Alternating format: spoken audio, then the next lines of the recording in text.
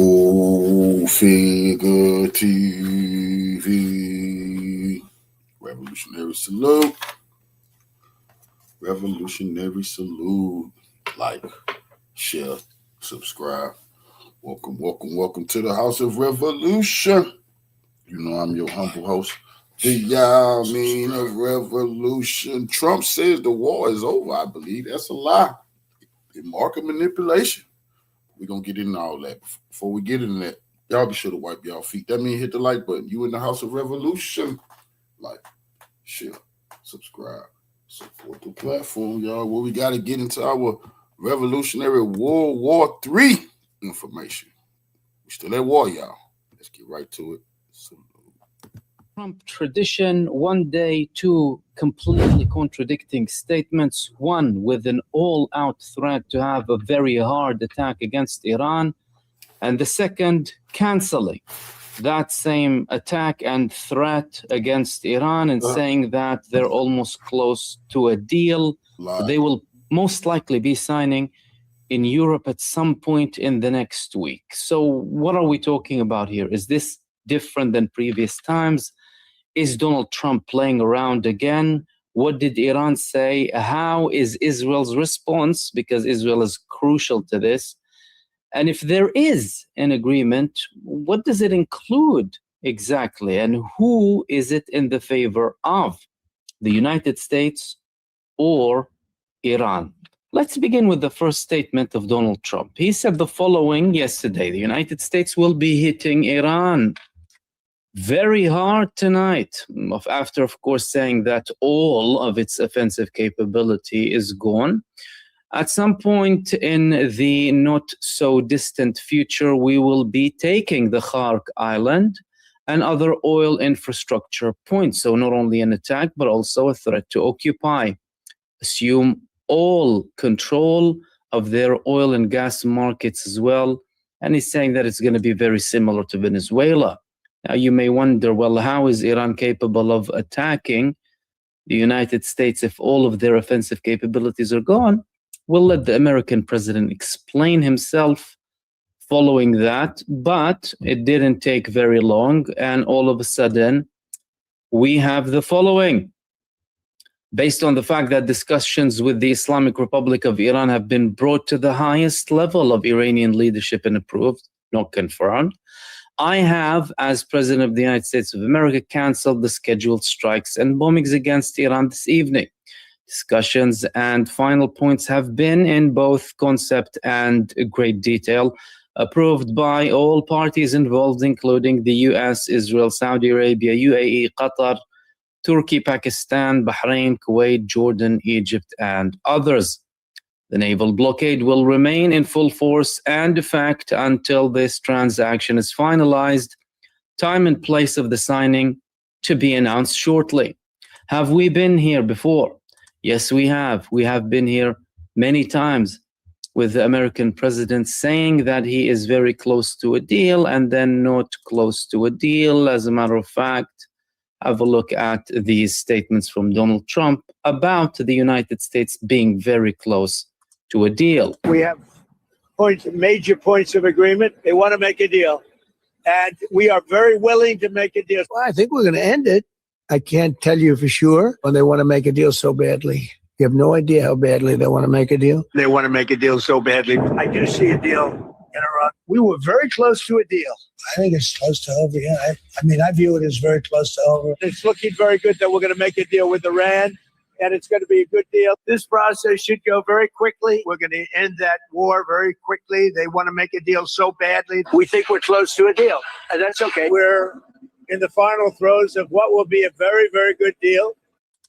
Okay, so we've been here many times by the American president. The only difference now is that there are some reports coming from Iran, and because Iran is the more truthful side in all of this, let's actually hear what they had to say, and are we really close to a deal or not? And if we are, then what does it include? And of course, who is going to be benefiting from it more? First and foremost, Tehran officially denied finalizing its decision regarding the war-ending agreement and the anticipated memorandum of understanding. Tehran denies having made any decision yet regarding the agreement by the US President Donald Trump to end the war, after the latter announced the possibility of signing a memorandum of understanding starting the end of the week. So you may ask, well, why did Donald Trump do this?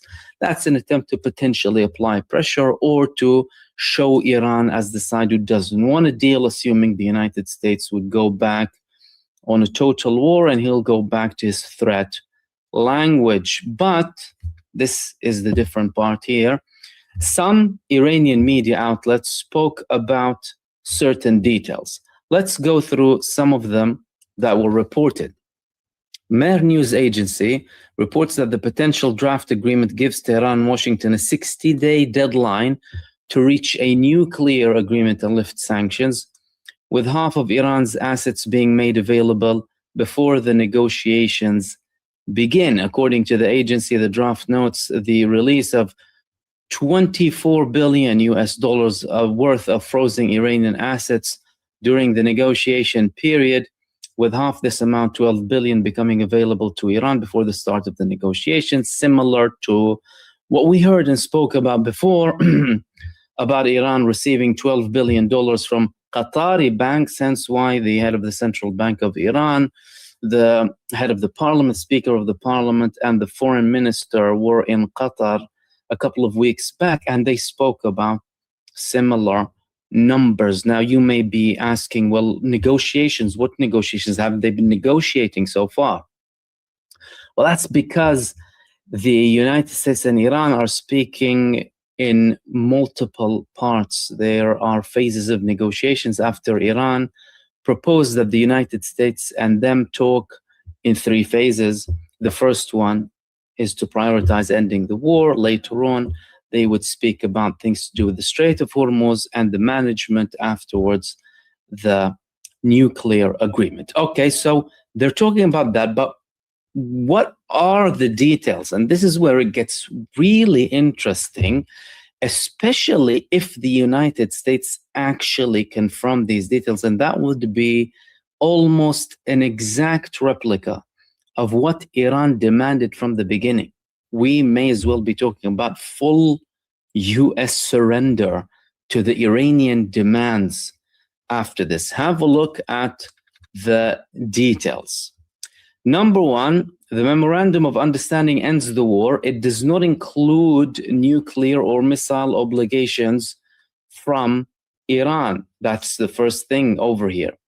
Secondly, they're not going to be talking about Iranian defense and offensive capabilities. So, for example, all of the details to do with Iranian missile program, the Iranian air defense, none of that has been mentioned. Permanent and immediate cessation of war on all fronts, including in Lebanon. US commitment to non-interference in Iranian affairs and respecting the sovereignty of Iran, full withdrawal of the naval blockade within 30 days, reopening the Strait of Hormuz within 30 days under Iranian arrangements as well. That's very important.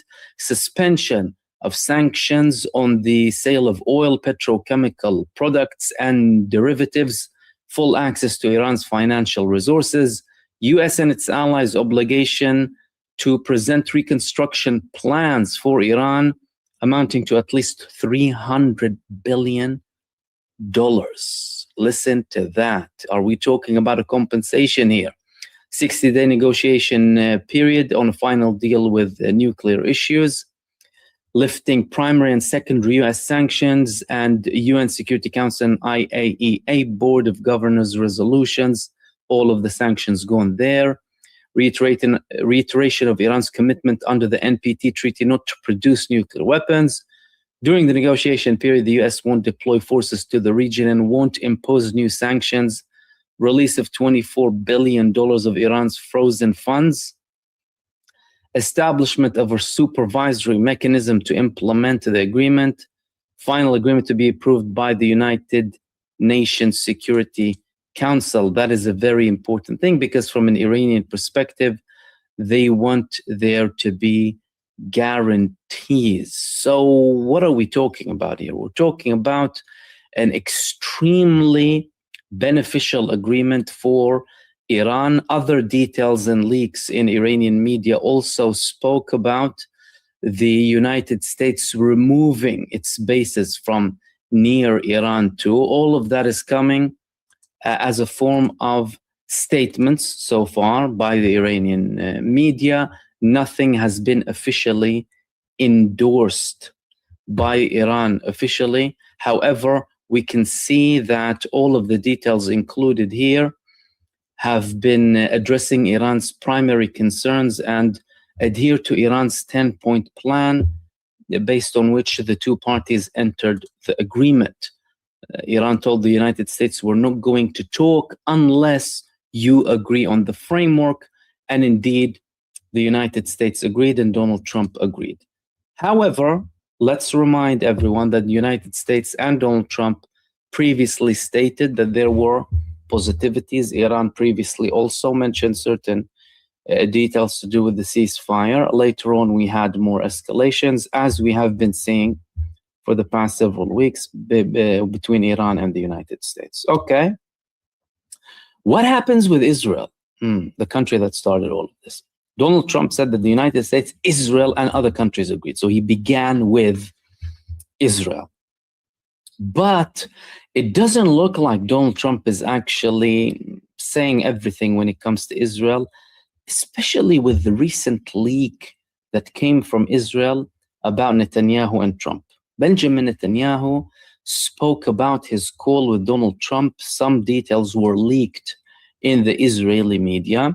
Listen to the details of that call between Trump and Netanyahu. Exclusive quotes obtained by Ynet and Yediot Ahronot from the cabinet provide Netanyahu's version of the tense talks with the US president after the attack on Dahi, or the southern suburb of Beirut, and before the day of the clashes with Iran. Netanyahu said, we are allies with the Americans. When you have a partner, you treat them as such. The chief of staff said that we could have attacked Iran more forcefully, but Netanyahu didn't want to have bigger attacks. Listen to what Netanyahu said. Trump asked me, did they kill people for you? Netanyahu said, I told him they didn't kill, but I'm not willing to accept the equation that only if they kill do we respond. If they attack into Israeli territory, I respond to the attack. Mind you, Netanyahu could be lying here. Iran carried out intensive attacks that could have killed Israelis. Netanyahu wouldn't want to admit that because it wouldn't be in his interest. It would look too humiliating for him. But he said that no one was killed. However, he's not going to accept that equation that only if Israelis are killed is he going to respond. Netanyahu also addressed criticism that Israel has become a Trump protege. He said, we are not subordinate to the Americans. We are their allies. So when you have a partner, you treat them like a partner. We don't work against them, but with them. He told the ministers that Trump really wants to pursue an agreement and claimed that I told him that I very much understand his desire, but I think there will be no agreement and we will not be a victim of this agreement. Netanyahu is making it clear by stating his actual intention for there not to be an agreement between. Revolutionary salute to our brother Jay Reed 713 for the donation to the war chest. Revolution is a way of life. I absolutely appreciate you helping me keep the lights on, brother, here at the House of Revolution. Salute, soldier. In Iran and the United States by saying that I don't think that there will be an agreement. And then that Israel will not be a victim to that agreement. Two things that are very concerning here for Israel. Number one, the prospect of the United States entering an agreement despite Israeli objection. That's something that happened during the Obama administration. Is Trump capable of doing that? So far, not looking like he is, because he was the one who withdrew from the previous agreement that the Obama administration had with Israel, based on a request from Israel. In his first term, he's done several things that no other American president has done, such as moving the American embassy to Jerusalem, recognizing the Golan Heights as Israeli. Then now, in his second term, he participated in a war with Iran. He's not looking like a president who is capable of putting Netanyahu in his place and telling him no. That's number one. Two, the second thing that worries Israel. So there is that option. It's not very likely unless there are certain agreements with Israel, and there are certain example, the reports that spoke about South Africa delaying the genocide case against Israel for 36 months, putting it on hold. And that could be linked with the negotiations. You might see different things happening that are connected but wouldn't be declared as part of the agreement for Israel to agree. The Abraham Accords thing is clearly not going to happen. That was Netanyahu's dream, getting Israel all of these benefits without any concessions. That's not going to happen. So there's that possibility, but Trump isn't really the candidate to do that. There might be surprises, though. Who knows? Two, Israel's very worried about being in a position where Trump goes into agreement which would leave Israel directly in confrontation with Iran.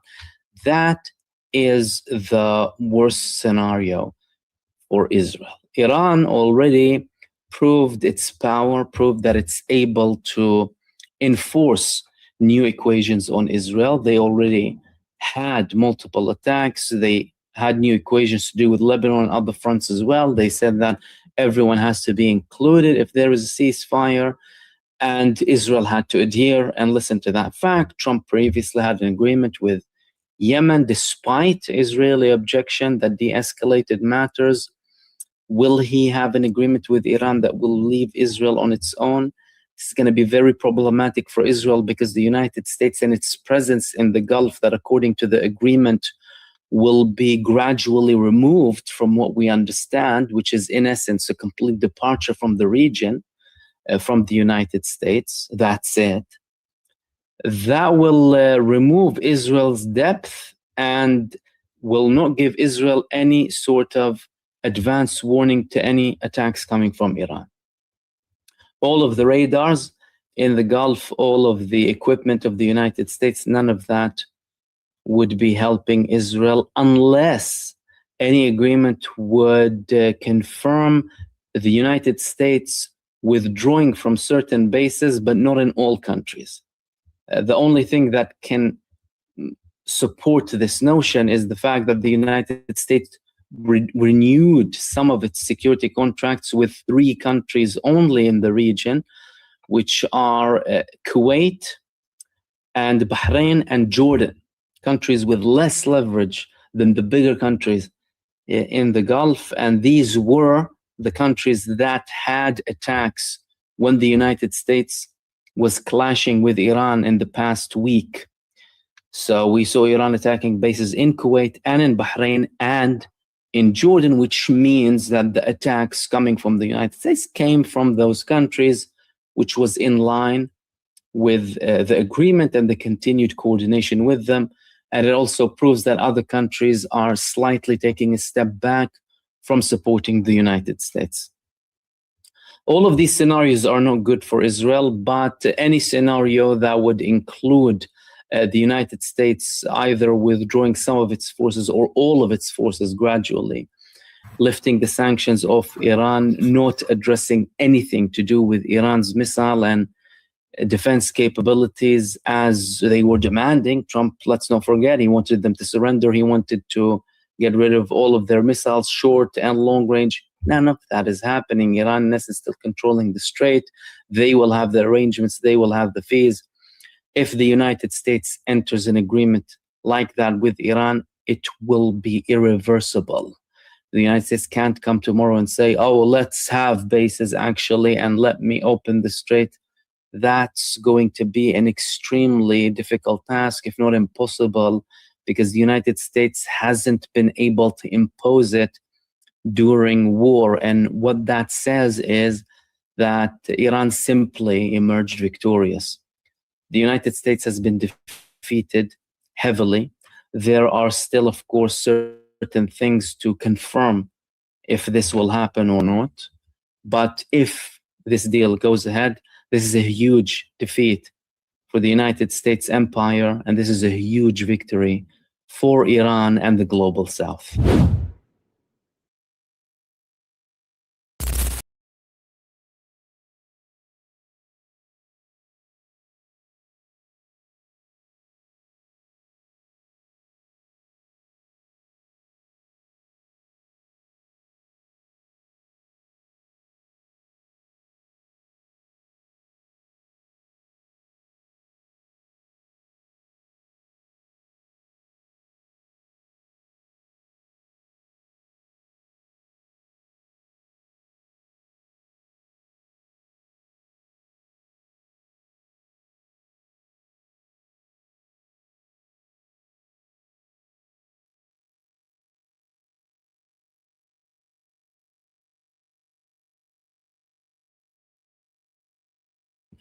Especially if the United States actually confirm these details, and that would be almost an exact replica of what Iran demanded from the beginning. We may as well be talking about full US surrender to the Iranian demands after this. Have a look at the details. Number one, the Memorandum of Understanding ends the war. It does not include nuclear or missile obligations from Iran. That's the first thing over here. Secondly, they're not going to be talking about Iranian defense and offensive capabilities. So, for example, all of the details to do with Iranian missile program, the Iranian air defense, none of that has been mentioned. Permanent and immediate cessation of war on all fronts, including in Lebanon. US commitment to non-interference in Iranian affairs and respecting the sovereignty of Iran, full withdrawal of the naval blockade within 30 days, reopening the Strait of Hormuz within 30 days under Iranian arrangements as well. That's very important. Suspension of sanctions on the sale of oil, petrochemical products, and derivatives, full access to Iran's financial resources, US and its allies' obligation to present reconstruction plans for Iran amounting to at least $300 billion. Listen to that. Are we talking about a compensation here? 60-day negotiation period on a final deal with nuclear issues, lifting primary and secondary US sanctions, and UN Security Council and IAEA Board of Governors resolutions, all of the sanctions gone there. Reiteration of Iran's commitment under the NPT treaty not to produce nuclear weapons. During the negotiation period, the US won't deploy forces to the region and won't impose new sanctions. Release of $24 billion of Iran's frozen funds. Establishment of a supervisory mechanism to implement the agreement. Final agreement to be approved by the United Nations Security Council. That is a very important thing because from an Iranian perspective, they want there to be guarantees. So what are we talking about here? We're talking about an extremely beneficial agreement for Iran. Other details and leaks in Iranian media also spoke about the United States removing its bases from near Iran too. All of that is coming as a form of statements so far by the Iranian media. Nothing has been officially endorsed by Iran officially. However, we can see that all of the details included here have been addressing Iran's primary concerns and adhere to Iran's 10-point plan based on which the two parties entered the agreement. Iran told the United States, we're not going to talk unless you agree on the framework. And indeed, the United States agreed and Donald Trump agreed. However, let's remind everyone that the United States and Donald Trump previously stated that there were positivities. Iran previously also mentioned certain details to do with the ceasefire. Later on, we had more escalations, as we have been seeing for the past several weeks between Iran and the United States. Okay. What happens with Israel, the country that started all of this? Donald Trump said that the United States, Israel, and other countries agreed. So he began with Israel. But it doesn't look like Donald Trump is actually saying everything when it comes to Israel, especially with the recent leak that came from Israel about Netanyahu and Trump.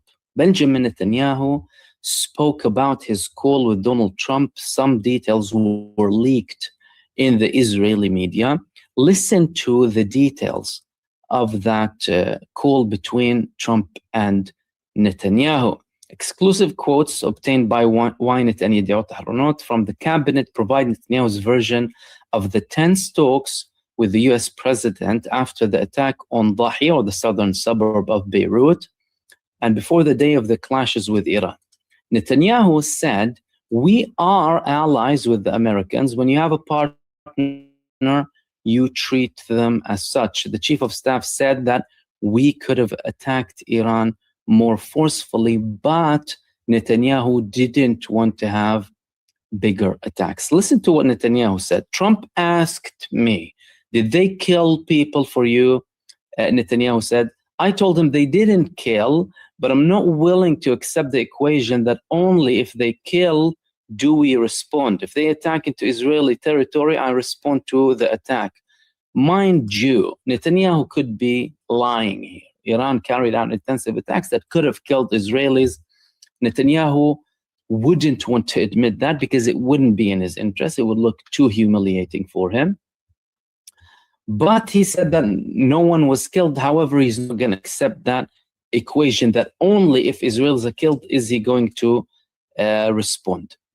Netanyahu also addressed criticism that Israel has become a Trump protege. He said, we are not subordinate to the Americans. We are their allies. So when you have a partner, you treat them like a partner. We don't work against them, but with them. He told the ministers that Trump really wants to pursue an agreement and claimed that I told him that I very much understand his desire, but I think there will be no agreement and we will not be a victim of this agreement.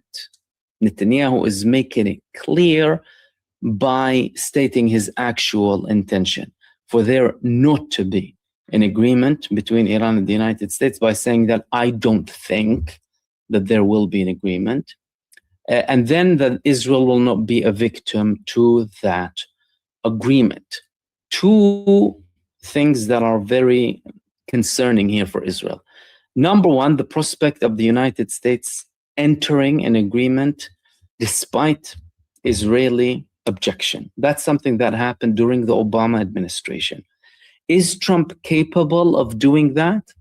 So far, not looking like he is, because he was the one who withdrew from the previous agreement that the Obama administration had with Israel, based on a request from Israel. In his first term, he's done several things that no other American president has done, such as moving the American embassy to Jerusalem, recognizing the Golan Heights as Israeli. Then now in his second term, he participated in a war with Iran. He's not looking like a president who is capable of putting Netanyahu in his place and telling him no. That's number one. Two, the second thing that worries Israel. So there is that option. It's not very likely unless there are certain agreements with Israel and there are certain international developments that may be linked to this. For example, the reports that spoke about South Africa delaying the genocide case against Israel for 36 months, putting it on hold. And that could be linked with the negotiations. You might see different things happening that are connected but wouldn't be declared as part of the agreement for Israel to agree. The Abraham Accords thing is clearly not going to happen. That was Netanyahu's dream, getting Israel all of these benefits without any concessions. That's not going to happen. So there's that possibility, but Trump isn't really the candidate to do that. There might be surprises, though. Who knows? Two, Israel's very worried about being in a position where Trump goes into agreement which would leave Israel directly in confrontation with Iran. That is the worst scenario for Israel. Iran already proved its power, proved that it's able to enforce new equations on Israel. They already had multiple attacks. They had new equations to do with Lebanon and other fronts as well. They said that everyone has to be included if there is a ceasefire, and Israel had to adhere and listen to that fact. Trump previously had an agreement with Yemen, despite Israeli objection that de-escalated matters. Will he have an agreement with Iran that will leave Israel on its own? This is going to be very problematic for Israel because the United States and its presence in the Gulf, that according to the agreement will be gradually removed from what we understand, which is in essence a complete departure from the region, from the United States. That's it. That will remove Israel's depth and will not give Israel any sort of advance warning to any attacks coming from Iran. All of the radars in the Gulf, all of the equipment of the United States, none of that would be helping Israel unless any agreement would confirm the United States withdrawing from certain bases, but not in all countries. The only thing that can support this notion is the fact that the United States renewed some of its security contracts with 3 countries only in the region, which are Kuwait and Bahrain and Jordan, countries with less leverage than the bigger countries in the Gulf. And these were the countries that had attacks when the United States was clashing with Iran in the past week. So we saw Iran attacking bases in Kuwait and in Bahrain and in Jordan, which means that the attacks coming from the United States came from those countries, which was in line with the agreement and the continued coordination with them. And it also proves that other countries are slightly taking a step back from supporting the United States. All of these scenarios are not good for Israel, but any scenario that would include the United States either withdrawing some of its forces or all of its forces gradually, lifting the sanctions off Iran, not addressing anything to do with Iran's missile and defense capabilities as they were demanding. Trump, let's not forget, he wanted them to surrender. He wanted to get rid of all of their missiles, short and long range. None of that is happening. Iran is still controlling the strait. They will have the arrangements. They will have the fees. If the United States enters an agreement like that with Iran, it will be irreversible. The United States can't come tomorrow and say, oh, let's have bases actually and let me open the strait. That's going to be an extremely difficult task, if not impossible, because the United States hasn't been able to impose it during war. And what that says is that Iran simply emerged victorious. The United States has been defeated heavily. There are still, of course, certain things to confirm if this will happen or not. But if this deal goes ahead, this is a huge defeat for the United States empire, and this is a huge victory for Iran and the global South.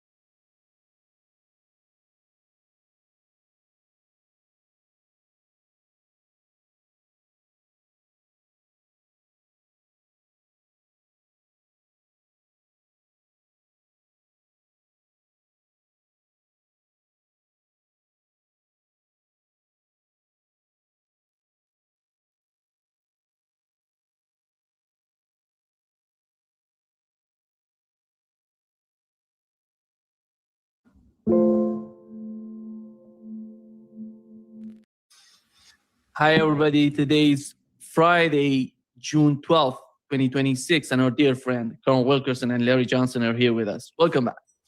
Hi there. Good to And be with you. appreciate the short choice today. It's totally the opposite, by the way. You're red. You got team red, team blue. You guys choose. Larry, you remember last night we were talking about what's going on in the Middle East, and you said that maybe they attack Iran. That could be the case. We were talking about the possibilities. One of them was the negotiations or something, some sort of deal. One of them was the attack, new attacks coming. Right now, it seems the tone is a little bit more positive than it was last night.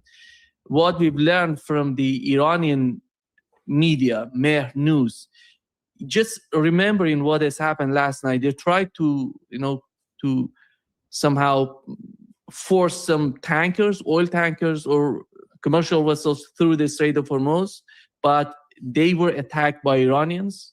So nothing has happened last night, total closure of the Strait of Hormuz. Then today we've learned from the Iranian media a new sort of 14-point plan or memorandum of understanding is going to be signed by United States and Iranian side. And looking at the points mentioned in this memorandum is basically the same 14-point plan or 10-point plan before Iran prepared. What we've learned last night from the Iranian sources, they said the text in the last 2 weeks, they tried this, they prepared the text, sent it to the United States. The United States tried to add some more points or modify some of the points in the Iranian plan.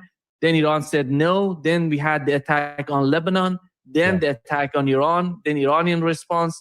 Then the United States sent the Qatari delegation to Iran saying that basically we are agreeing on the same text that you sent us. We're going to remove those modifications or additional points that we tried to impose on the text. So here we are. Here is what Mehr News reported. The permanent and immediate ceasefire of war on all fronts, including Lebanon. The same point that we've seen in the 10-point plan. Right. Let's get started. Larry, go ahead. Your understanding of what's going on. Have you seen, did they list all 14 points? Yeah. Okay. Could you give him there in front of you? You can read them off. Yeah. The reason I'm asking is this right-wing newspaper in Israel Hayom, is saying Iran's agreed to hand over its enriched uranium. I don't believe that for a minute. No. I just sent it over, Larry. I just sent it over on Telegram? Yeah. Oh, okay. Let me just take a look. Yeah, look, I know from friends in the military that, but I'm not sure the timing, but yesterday, the United States was going to carry out they're described as pinprick operations that were targeted at the Strait of Hormuz, but with strict instructions not to hit what they call dual use targets like bridges and power plants, power lines, etc.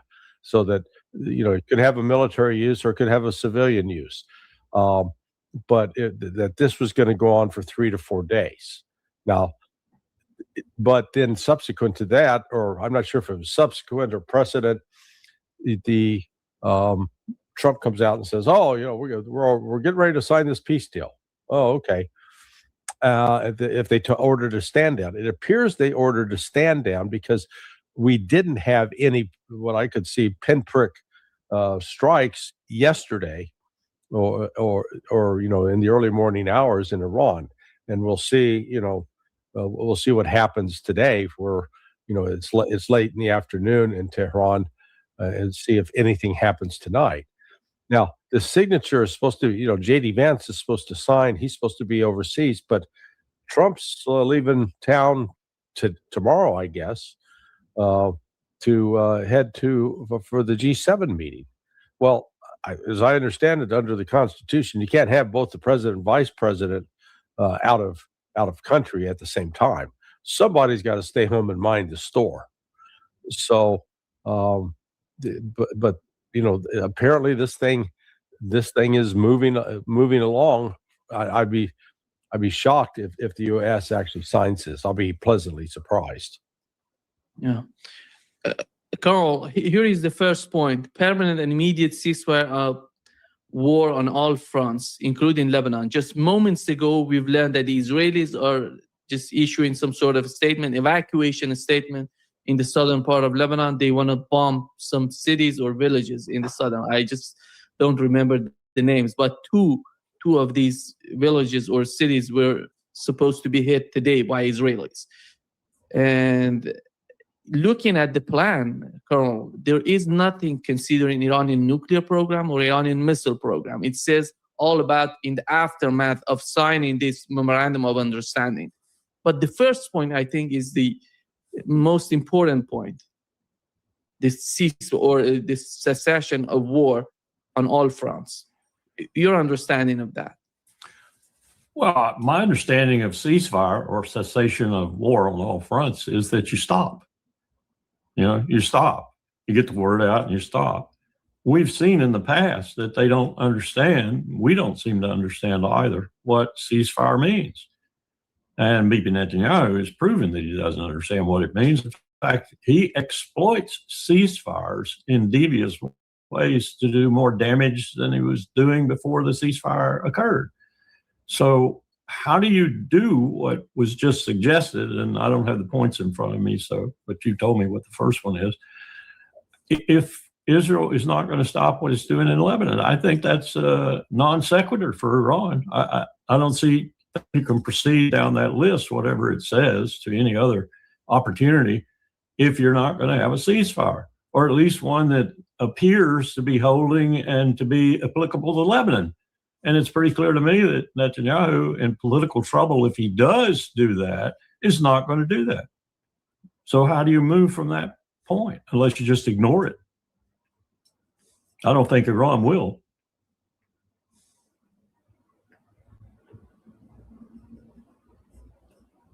I think you muted. Yeah. The second point, Larry, is about the U.S. commitment to non-interference in Iranian internal affairs and respect its sovereignty. I think they're basically talking about, because looking at the recent days, you see many weapons have been captured by Iranian media and by Iranian forces, security forces. And you see that in the Iranian media a lot. By looking at the pictures, a lot of weapons, as Right. Donald Trump mentioned. And I think basically they're talking about the way that the United States is trying to manipulate Iraqi Kurdistan, because you remember when the United States was attacking Iran was attacking Erbil in Iraqi Kurdistan. Go ahead. Well, yeah, no, I was just going to say that it right there explains the, we had 3 or 4 consecutive. Let's see, the last strike was today's Friday, Wednesday. So Wednesday, Tuesday, Monday, Iran was hitting Erbil and Kurdistan. They were targeted, I'm sure, CIA bases. That the CIA was actively involved with providing, weapons support and training, because they're going to infiltrate those groups in to carry out attacks against Iranian security forces. So I'm sure this is Iran's point. Again, I'm going to be surprised if these are these 14 points that the Iran's official news agency has published. If that holds, I mean, that'll be astonishing, because it will be essentially a declaration of surrender by the United States. And I don't see how Trump because he's under, I'd say he's almost under threat from the Zionist elements to agree to this. But it's going to take this agreement to get this war stopped. So we'll see. I agree with Larry on that. Just thinking about what Netanyahu is facing in Lebanon, what he's facing politically, I don't see how you get this squared. Now, I see how you could square it with the United States if we're willing to eat a lot of crow, and Donald Trump will do that by crowing. But I don't see how you square it with Bibi. Mm-hmm. Yeah. Carl, the points when it comes to the blockade, blockade of the United States and Iranian blockade of the Strait of Hormuz in this plan, as I see here, the two sides, the sides to withdraw or to, reopening of the strait, the United States and Iran, within 30 days. But the Strait of Hormuz will remain under Iranian control, Iranian arrangement. They call it Iranian arrangement in the Strait of Hormuz. This is, I think, how is that going to influence the region? Because Donald Trump said many of these countries in the region were trying to, UAE, Qatar, and Saudi Arabia. We've learned recently, just today, that one of the countries in the Persian Gulf, GCC countries, banned Israel to use its airspace during the fight when Israel wanted to attack Iran. I think it was Saudi Arabia. Saudi Arabia didn't let Israel to use its airspace. Colonel, go ahead. Well, you're saying something that I think is absolutely essential if Trump is to weasel his way out of this in its most direst consequences, and those are the economic consequences. So all he's doing there is saying, I recognize that Iran can keep the strait open and ships can flow through it if I'll just stop doing what I'm doing and allow them to do it. That's the basic principle here, I think. And I can solve what might become over the summer my biggest problem. And that is the economic effects of the strait being not necessarily closed, but in the hands of Iran exclusively for whatever ships it wants to pass through, or even more importantly, whatever ships it doesn't want to pass through. So this is the big deal for Trump, I think. This is what's going to haunt him all the way into September, dramatically so if he lets it go on that long. So I can understand that that would be part of it, but I don't understand the mechanics of it. I'd have to see it to see if it's going to work. Yeah. With Larry, the other point is withdrawal of U.S. forces from around Iran. It means that GCC countries all around, all these beautiful, big, beautiful bases that Donald Trump said that they're going to be there. How is that going to be understandable? And it already happened. Yeah. No. Look, this has been Iran's position from the outset, and if true that Trump's finally going to sign off on it, because understand all they're doing is they're signing a memorandum of understanding. So this is our verbal commitment that we're going to try to do this, but it's not enforceable. Exactly. And it's quite reversible if Trump comes under enough pressure. And don't discount that Israel will be trying to carry out some false flag operations to try to make it appear that Iran has violated this agreement in order to justify a reignition of the attacks on Iran. Yeah, I don't think we're out of the woods on it. I wish we were, but one of the other sort of data points to look at is, and it's not publicly available, but I understand that the oil executives, the major oil companies, they told Trump, "Hey, you're going to have major fuel disruption if you don't get this situation with the Strait of Hormuz and the Persian Gulf sorted out." And it's if it goes on for another 30, 45 days, you're going to have really dramatic price hikes that not just here in the States, around the world, and it's going to further disrupt the economy, and this is going to be devastating for Republican hopes for midterms. They're already bad enough as it is, but this will make it even worse. Yeah. The other point, Carl, in this 14-point plan is suspension of the U.S. sanctions on Iranian oil, which is related to what Larry just said. And is that going to help the oil market? I think the situation with the oil market is going to be long-term sort of damage that has been done so far with the oil market. I don't see Qatar coming back anytime soon, Saudi Arabia or GCC countries in general.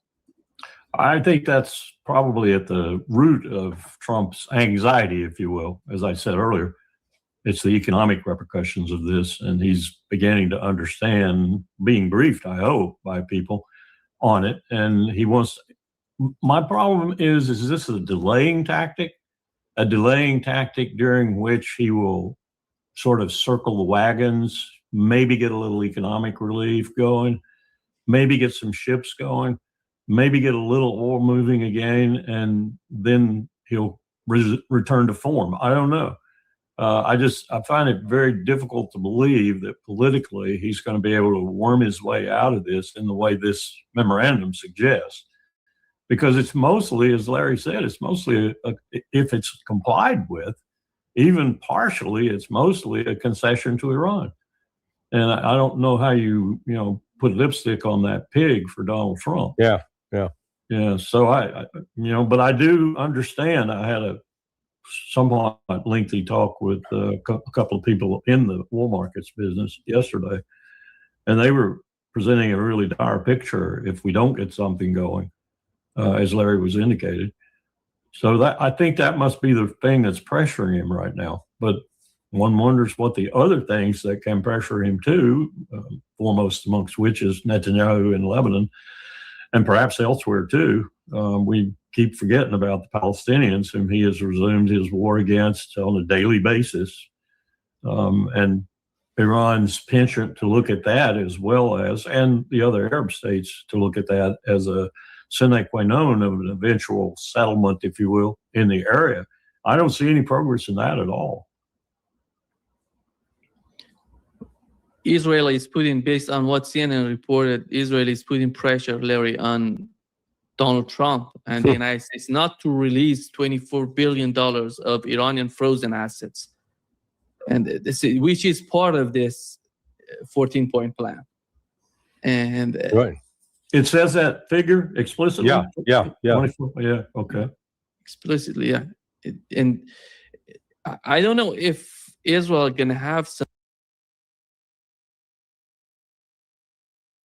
do with the frozen assets. It's if Donald Trump decides to do it. So do you think, Larry, with what we've seen so far, he's gonna do it, or he has already done some part of it? No. Actually, look, I don't see how Donald Trump agrees to these 14 points, because it'd be just seen as completely humiliating. Or if he agrees to it, the neocons and Zionists, they'll probably kill him. I mean, and I mean that literally. It is just, this is admitting a failure, complete failure of the U.S. policy towards Iran.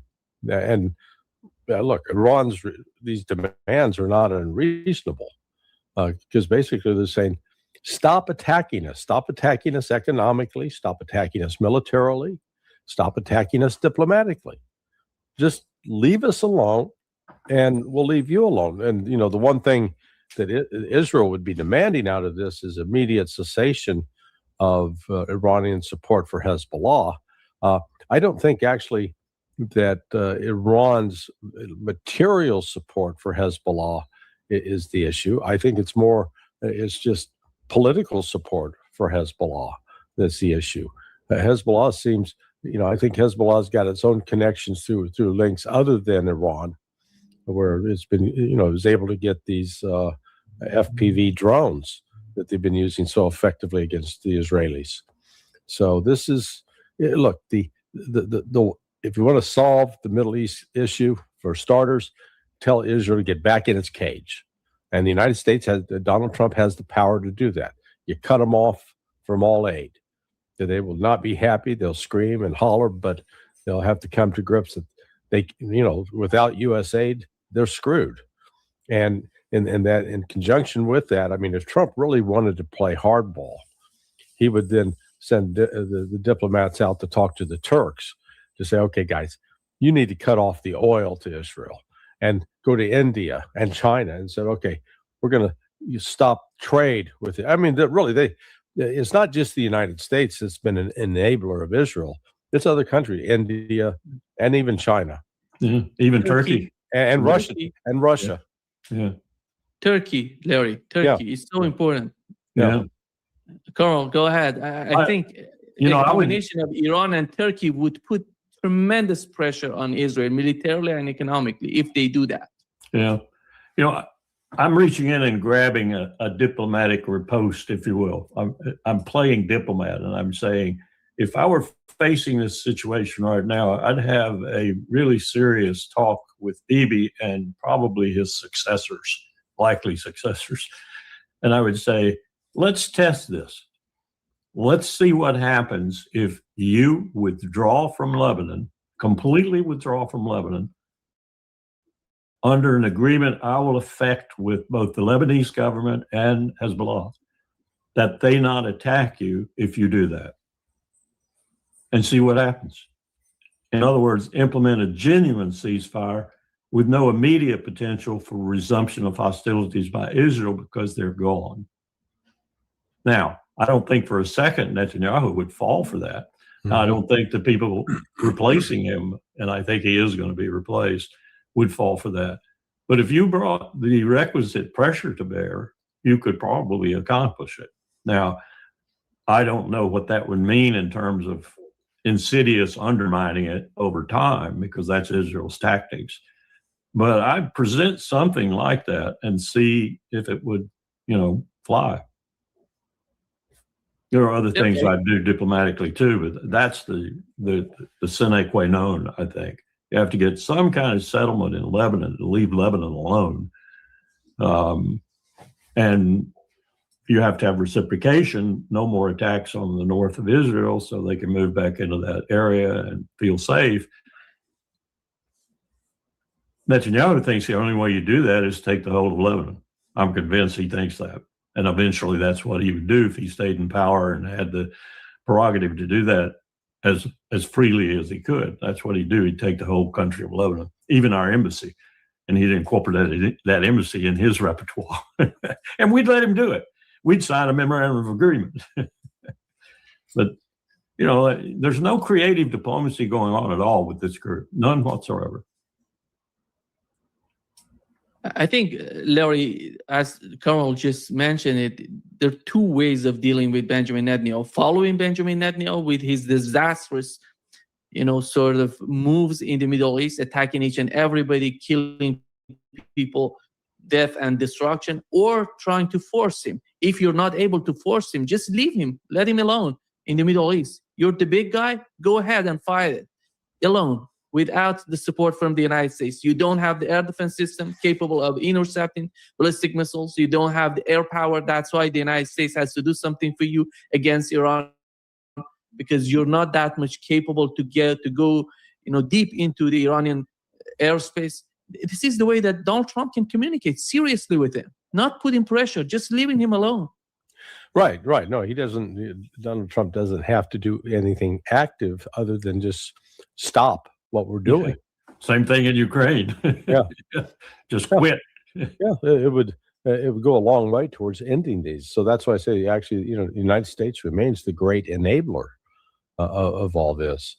So, I know there's a lot of, I'm seeing the media that, this now peace is at hand. Now this is going to happen. This is no. Well, I don't see it happening. Like I said, I wish it would, but. Because I think what Iran has laid out are quite reasonable positions, but the political tides. Now, let me caveat that. We did see last night in the Congress, the House of Representatives, that they refuse to renew Section 702. So that's the one section that deals with spying on Americans.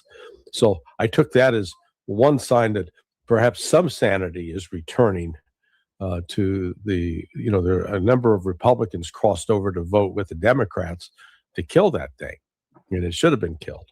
But I think I'm not sure necessarily that extends to the foreign policy side of support for Israel, but I think the Israelis have sort of worn out their welcome in the United States. So the worm is definitely starting to turn against them. I think we'll see some more of that. I hope, anyway. I don't know if it'll be completely effective, but with what is it, S-222 or whatever that Cotton's putting forward, 622, I think. 622, Section which essentially formalizes the intelligence relationship in a way that Jonathan Pollard would cheer. Yeah. Carl, I think the seriousness of what Israel is doing in the United States is spying on the Trump administration, which totally, aligned with Israelis so far with what's going on in the Middle East. It seems that they're still fearing that maybe the government may do something different that the way they're negotiating, they're communicating with the Israeli government. What is that fear? Where does that come from? And because I don't see any sort of difference. These people around Donald Trump, Jared Kushner, Stephen Miller, they are all connected, so much connected with Benjamin Netanyahu himself, not the government in Israel. Yeah, precisely. I thought that has been a major problem all along, that not only do we have the traditional relationship, we have a very, very venomous, insidious relationship because so many family members, I'll put it that way, I don't mean biologically, but Israeli family members are ensconced in the administration, or people who are reasonable facsimile thereof. Maybe there's some sanity happening. Maybe there's some people around the edges that realize, I'd like to think some of them are in the Pentagon, but I don't know that. We're beginning to realize how poisonous this is and trying to push a little bit on it, see what they can get out of it. It wouldn't surprise me that there are people in both the defense establishment and the intelligence establishment who are not happy at all and who see this as an extremely dangerous progress we're making. And the tighter we get with Israel and the more intimate we get with Israel, and that's the reason I hope this rebounds against this Senate provision, is not only harmful to our national security interests, it's disastrous if it's allowed to develop any further and any deeper and become essentially a snake in the midst of our national security. And that's what it's been, I think, to a certain extent from time to time. But I go back to, I don't know if it was apocryphal or it was real, but I remember Powell relating to me the story about when Reagan picked up the phone and called Begin, I think it was, and told him to get Sharon out of Lebanon, and put the phone down and looked at, I think, Cap and said something to the effect of, I think he listened to me. Mm-hmm. He was stunned. We haven't had that. We don't have that. And we need some of that. Yeah. And the question is Donald Trump capable of delivering that? I don't see Donald Trump being right. Well, we're seeing a more and more incoherent president, I think, to the extent that if you watch him carefully, and I don't pretend to have watched him every minute, but he seems to be in a different world from time to time and not connected with reality, which is something you could say about his whole presidencies. But at the same time, you find some kind of coherence, especially in the first one and in the beginning of the second one, with some of the things that, for example, even I've wanted, like a rapprochement with Moscow. Now you don't see anything except haphazard second guessing and tweeting, and it appears to have gone downhill really rapidly with him. And I don't know what you do about that because I'm not sure he's coherent anymore. Yeah, in fact, if he signs off on this agreement that Iran has proposed, finally agree, they will use that as the Zionist lobby will use that as justification to insist that he's no longer compos mentis. Yeah, that's the other irony here. Each and every point, Larry, in this plan is problematic. In my opinion. I haven't even seen it. And I sense that. Because it says $300 billion worth of reconstruction plans in Iran. The United States, together with allies, basically they're talking about GCC countries, in my opinion, and releasing frozen Iranian assets, $24 billion, and lifting the sanctions on Iranian energy sector, not only oil and gas, but petrochemical and all these sort of products. Well, that 300 billion, that's part of the Donald Trump, Jared Kushner enrichment program.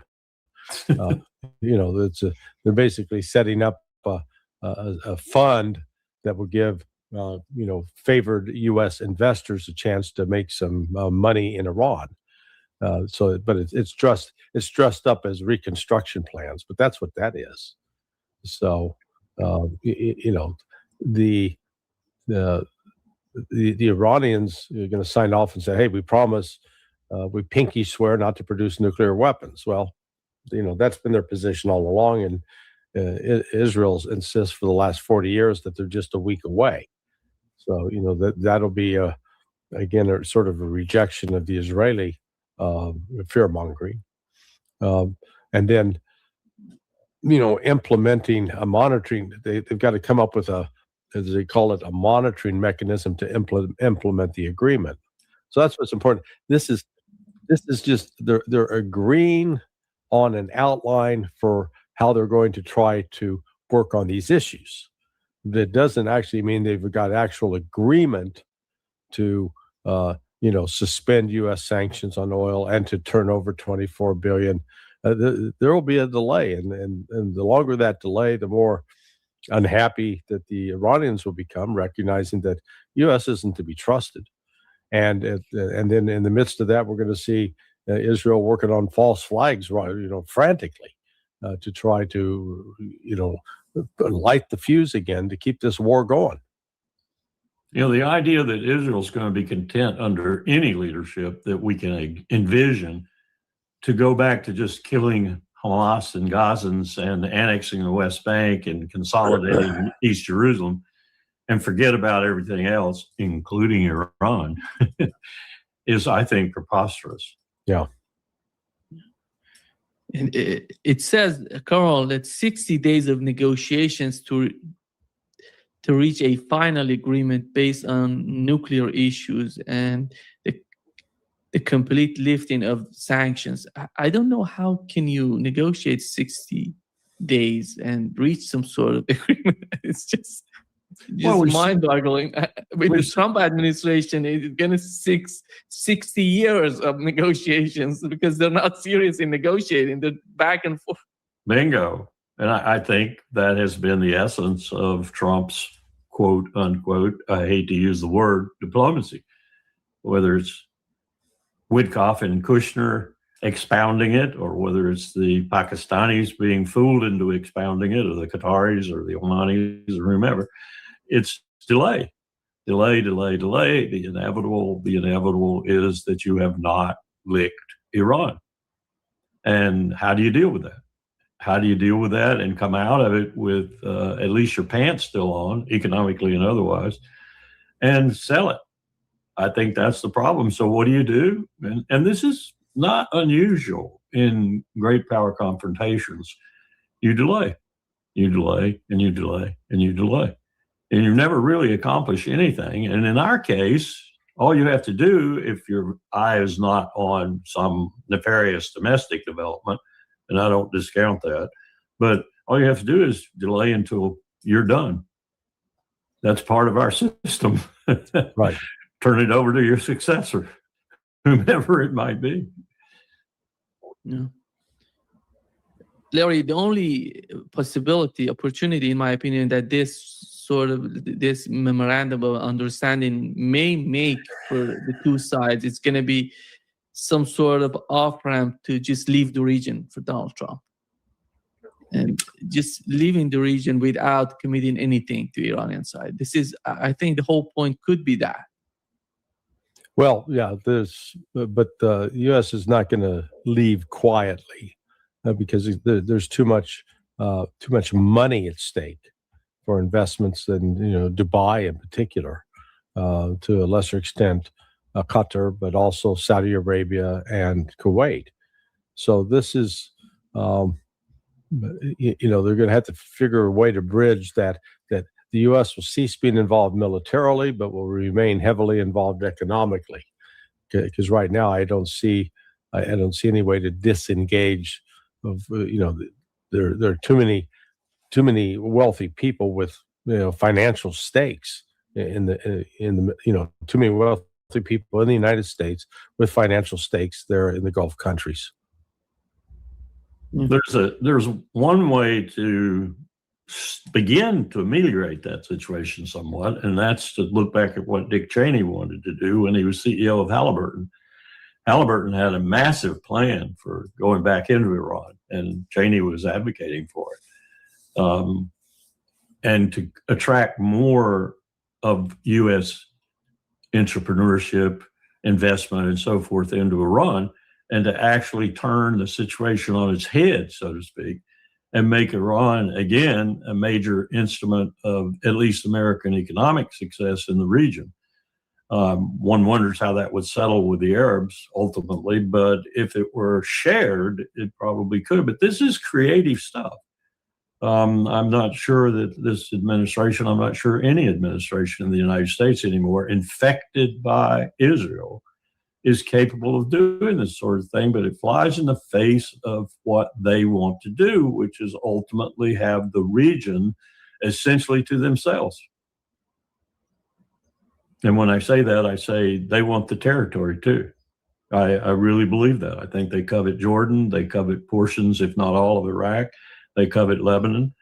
And it's a real thing for them. And as long as it is, this is a very different Israel, I think, from what we've dealt with, obstreperous though it's been for so long, arguably since 48. But this is a very different Israel. This is not even Ariel Sharon in the Oval Office looking at George W. Bush like a deer caught in the headlights when Bush tells him it's over to you. You can take it all over now. Well, there was an element of Sharon that was gleeful about that. And you got to look at him as sort of the precursor for what Netanyahu is doing and has done now. But still, this is not the Israel we knew, as treacherous and as horrible as it was at times in 73 in particular, 67 in particular. It's a very different Israel. It's an Israel that is, how do you put it, wants a lot in the region, everything it can get its hands on, and still wants Iran to be not an object of resistance to that. And the only way you do that is carve them up into pieces and leave them in chaos. Yeah. Larry, I think the concept of greater Israel is still there, and it will be forever for Israelis because that's the main agenda. They're not going to give up on this plan. And it depends on the region, how the changes in the region would impose pressure on Israelis. And with the section 224 that you've just mentioned, merging the two militaries, the U.S. military to Israeli military, it means that Israel is somehow concerned about what's going on in the United States. That's why these sort of Zionists in the States, they're trying to officialize this cooperation between the two militaries because they're afraid of the internal move in the United States, the shift that is happening. Well, no, that's true. I mean, they see that the political winds are moving against them, which is why the purpose behind 224, as I interpret it, is that it takes it out. It basically puts it behind a curtain for Defense Department appropriations that normally, if it was being handled by State Department, would have a higher political profile, would be open to debate, would be more easily subjected to sanctions. Whereas if it's hidden behind the Department of War curtain or the old DOD, old habits die hard for me, the DOD curtain, then they've got some insulation. I mean, they recognize they're going to have a tough row to hoe or a tough road to drive on coming down in the next year or two because of the shift in the political winds, with a growing number of people under the age of 50 who think they favor the Palestinians. They think Israel has too much influence. And, Israel's done it to itself because they're so damn obnoxious and arrogant. There's not an ounce of humility in that at all. and so they sort of celebrate how much they can take advantage of the United States, and that is not sitting well with a growing number of Americans. And Neiman, we forget about another thing too that I think is a dimension of Israel as much as it is a dimension of us. And Julia Gledhill, in her testimony before the Congress yesterday or day before, was indicative of this. Had she been able to go into great depth on some of her issues, she would have seen just how bad it is now. And there are a number of reports out there that are in detail about just how bad it is right now. All to say that this allows Israelis to share in the slop in the U.S. system. And we're talking about with Lockheed alone, but certainly with the big six, a hell of a lot of slop, like maybe about $1 or $2 trillion over the next decade. That's a hell of a lot of pot money to steal. Yeah. And I don't put it past them at all to be looking at that prospect too. And Lockheed salivating over it because they'll take their share too. Thank you very much. And I just got this flash out of Scott Bessent's doing everything, the Secretary of Treasury, doing everything in his power to sabotage this deal.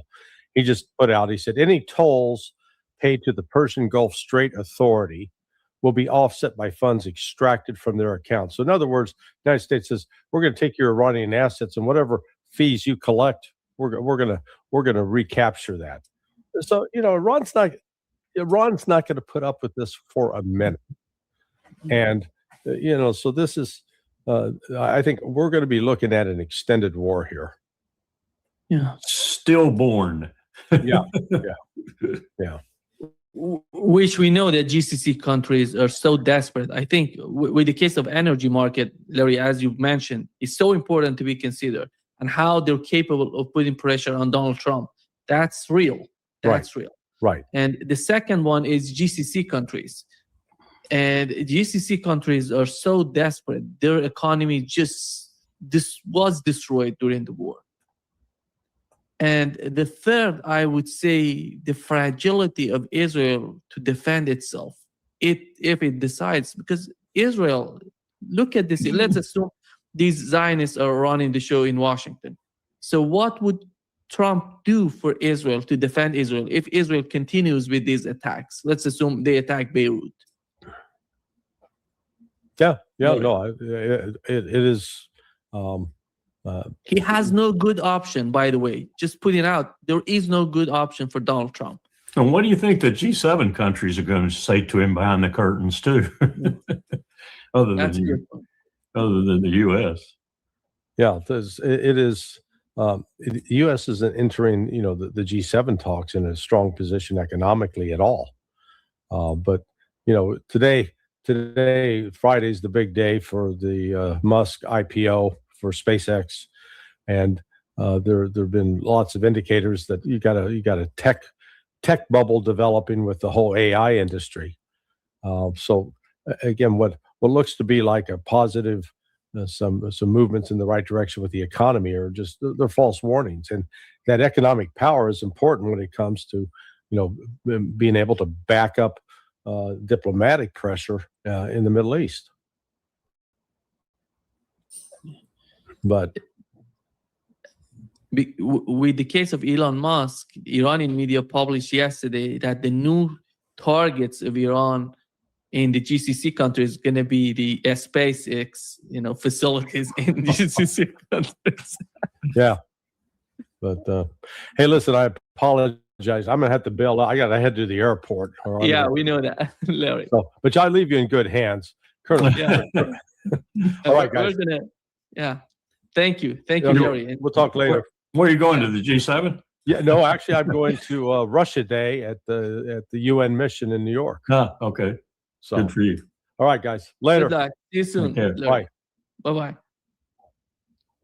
Colonel, I think what is important right now with the case of the negotiation is that if GCC countries decide to, as I said, Saudi Arabia said no to Israel. My understanding is that it was Saudi Arabia, because the only country that is on the way to attack Iran is Saudi Arabia, because they're using Iraqi airspace freely without having any sort of problem.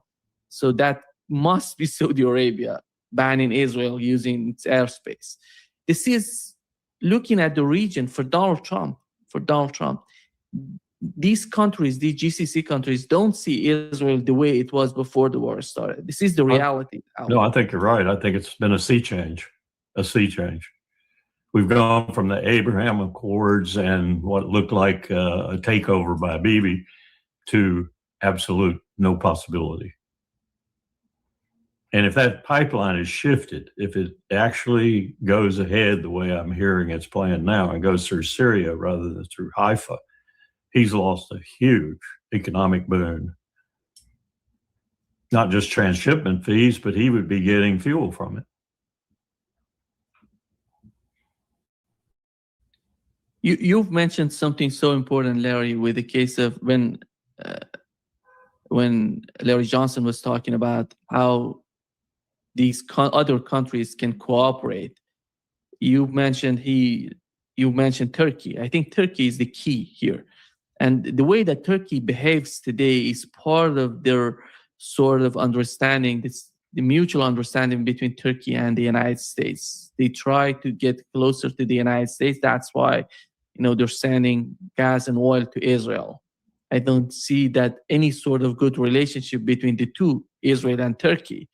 But they want to be part of, they want to be close to the United States. That's why they're behaving this way. It's not because of the quality of the relationship between Turkey and Israel. Do you think at some point the United States gives the green light to Turkey? Go do something, put some pressure on Israel. Not with Trump, I don't think, and not with Hegseth and Vance and Rubio. I could see it happening with another president, another administration, but I think Hegseth. I think Turkey is looking for its future. It's doing a lot of things that are economically in its favor, or they think it is, but it's looking for its future, and it's looking north and seeing that NATO is disintegrating. I would have put 50-50 chances on Erdogan himself making a decision to announce a departure from NATO. And then I got to thinking about it and saying, no, he's going to wait and he's going to see just how bad the disintegration is before he does that. But he's checking his six and his flanks, and he's looking around and he's saying, but I don't want to disturb my relationship with the empire across the Atlantic, because that's really the only choice I have other than folding myself into this inexorable development of Russia, China, India. Maybe ultimately he will go that way. I don't think neutrality is a real option for him anymore. I don't think he thinks that anyway. I don't know about Fidan, or the foreign minister. I don't know him that well. So where I've always said I was saying this to Powell in 2002, 2003, where Turkey goes, so goes our future in many respects, not just because of their incredibly geostrategic location, but also because of the size and capabilities of their army and the fact that they tilt the balance, if you will. You could even say they tilt the balance between Asia and the West. And it's critical they make the right decision, not only for themselves, but also, I think, for the security and the somewhat robustness, if it's to be at all robust, remaining transatlantic relationship, all of which Ukraine is destroying. And it's destroying it because of us more than anything else. The Europeans are helping too, but because we want back off this business of supporting Zelensky to the hilt as much as we can, and in clandestine fashion, if you will, which isn't clandestine to people like Putin at all. So Turkey's caught in the middle of this, and it's really got to be careful about what kind of decisions it makes that are more or less foreclosing the past, if you will, and opening a new future. And it's not very brave about doing that. So it's really it may wait too late to make a decision. What does that mean? It means Turkey probably is in some kind of bastardized neutrality and looking for a place to hide. But it is key. And watching Turkey over the next decade or so is going to be a key indicator of where this is all going to boil down. Do we have a war with Europe, Russia and Europe? Do we have a war that spreads out of Southwest Asia? Does Turkey get involved? Does Israel get ultimately checked big time, maybe even existentially checked, even to the point where they can't even have a Jewish state in the Levant that is a democratic state and accepts all comers? They're just gone. They disappear. All of these things are going to happen over the next decade and a half, I think. And Turkey will be in there in the middle of it, I believe. And if we don't show a better ability to manage diplomatically the world that we face and back away from sanctions and military force in a significant way, we're going to be in this mess too. And all of us are going to come out looking very bad when it's settled a bit. And I just hope the settling is not inclusive of nuclear war, because we're painting a very dire looking road, and especially in Ukraine, to at least Putin attacking outside Ukraine, NATO assets outside Ukraine, and then Brussels invoking Article 5 and the United States Trump essentially saying, "Are you kidding me? I'm not coming." And what do the Europeans do? They have a minuscule nuclear arsenal, and that's just it. It is minuscule. And Russia has, probably the largest nuclear arsenal in the world. That's a lot of weight to be tossing around, or to be defying if you're Europe. Anyway, I think it's a difficult situation, and we're making it even more difficult with this more or less delaying tactic with regard to this war we should never have started in Southwest Asia. It's taken Trump's eye off of Ukraine too. I don't think he pays any attention to Ukraine now. When he goes to the G7, I'm sure he'll have to answer questions about it. I would love to hear how he answers the questions. Are they going to be flippant answers like he normally gives? Well, I could end it in 24 hours if I wanted to. It's not really that important anymore. It'll wind itself down. They'll have a ceasefire pretty soon. I would be very concerned about developments in Ukraine were I anyone in Western Europe, but certainly in the G7 countries, I would be very, very concerned. Larry, here is what Fars News said. That it says the claims made by Donald Trump and some foreign media that the agreement has been finalized and it's to be signed on Sunday in Geneva are absolutely not true. Essentially, the review are not true. Are not true. Are not true. Okay. Yeah. And essentially, the review and the decision-making process in Iran has not yet been finalized, and therefore both announcements of Sunday and the location of Geneva are completely denied. This is the latest. Lies? Lies? Did you say? No, they're completely denied by Iran. Denied. Yeah. Okay. I was going to ask you what the Persian was for lying. Yeah. No. That's pretty strong language. But that tells you that we haven't closed the loops. Yeah. This is an interesting development. I said this to, I think it was my daughter the other day. I said, if you look at this situation, as horrible as it is for the empire, as stupid as this war of choice was for Trump to enter, there is one party in this that you can trust to, by and large, tell you the truth about what's happening pretty much all the time. Tehran. Yeah. I mean, I'm not saying that that's a great quality. I'm just saying that that's their position. You know, maybe it's all warp and woof of their position. They know where they are. They know their resolution. They know that they've got the stick-to-itiveness or whatever. But they're the ones, you listen to them for contradiction of what Trump says or what anybody else says, and you understand that you're probably hearing the truth about that particular situation anyway. I think for me, they didn't lie so far. Everything I followed their news. It's not in their interest. Anything. Yeah, it's they not just in their said it interest. the way it was. Yeah, I think that's probably a Persian characteristic. I've always thought that, but I also think they have nothing to win from cheating or lying.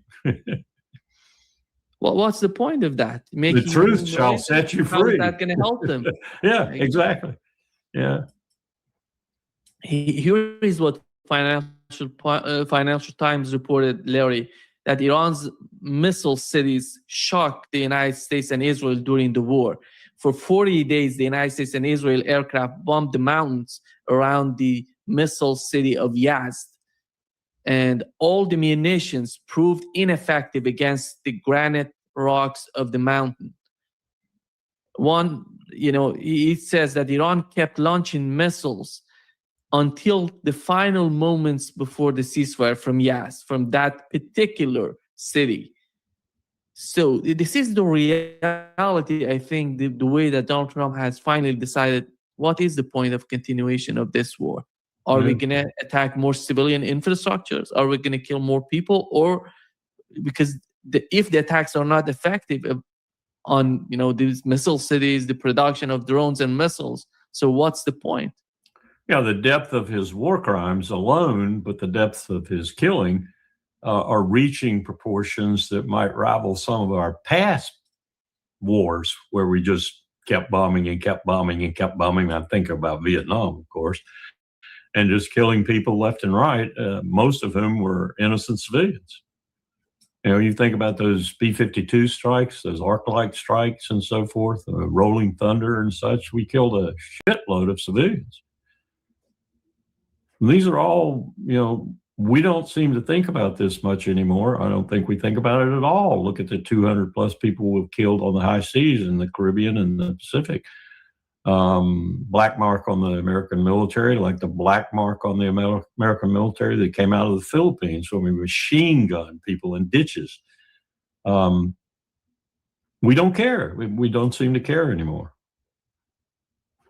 Here is what Donald Trump tweeted moments ago. The terms that Iran leaked out to the fake news have nothing to do with the terms that were agreed to in the writing. What they said, including their weak and pathetic statement on having a deal, bears no relation to the truth. Very dishonorable people to deal with. With them, there is no such a thing as dealing in good faith. Amazing. Also, they're totally rebuffed drone attack last night against Indian ships, leaving the Hormuz Strait in totally unacceptable. It's totally unacceptable, the Iranian attack on the Indian ships, he said. And they better get their act together and fast. And this sounds like, I thought this when you first started reading that paper.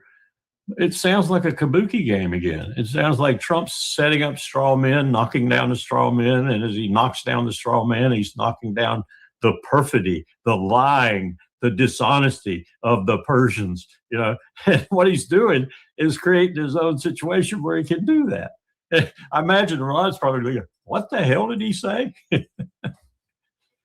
And the fact that there's no direct talks going on just boggles my mind. I had to live through this, as I've told you before, with the North Koreans, but even that was more direct than what's happening now with the Iranians.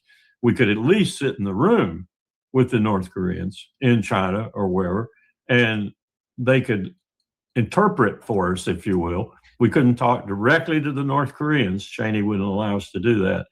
But we could talk through those interlocutors, the Russians, the Chinese, and others. You don't even have that here. You don't have anybody in the room with the Iranians, period. At least I've heard nothing in Islamabad or Dubai or wherever, Muscat, and I've heard nothing about anybody sitting down face to face with Iranians, even if it required translation by a third party or passing through a third party, as it was with the six-party talks. Nothing. So how in the world do you ever develop a diplomatic solution? I just don't see it. This looks to me like stalling tactics. I think the sign that you're not serious in the negotiation was the point that you've just mentioned. You don't need to. Pakistani government, there is a report that the Qatari government behind the scene was doing some sort of secret negotiations with them. You don't need to do that. Yeah. You just go and talk. You want to talk? You go and talk. That's the essence of diplomacy. And that's what, when Powell got on the Air Force One without anybody else but the president, I think they were flying to Africa. And Powell took advantage of that and talked the president into allowing us direct talks with the North Koreans.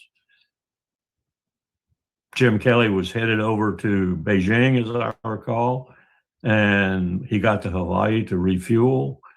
And Cheney had come back from fishing in Wyoming or wherever and got in with the president, found out what had happened, and reversed it.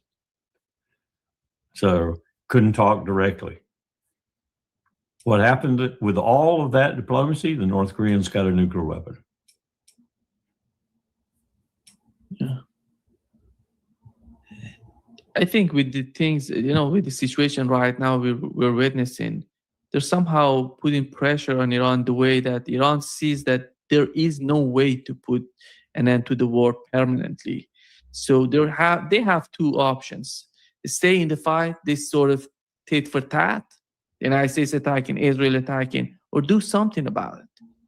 I don't see that solution would be together with the United States, maybe with China, with Russia, with the region, but the United States is not going to be part of this because there's so much influence. The Trump administration is so much influenced by Israelis. It's impossible.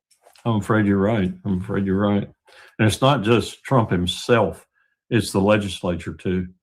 When you got people like Cotton and Graham and others who are just die-hard Zionists themselves, it's very difficult to have two aspects of a three-tiered government.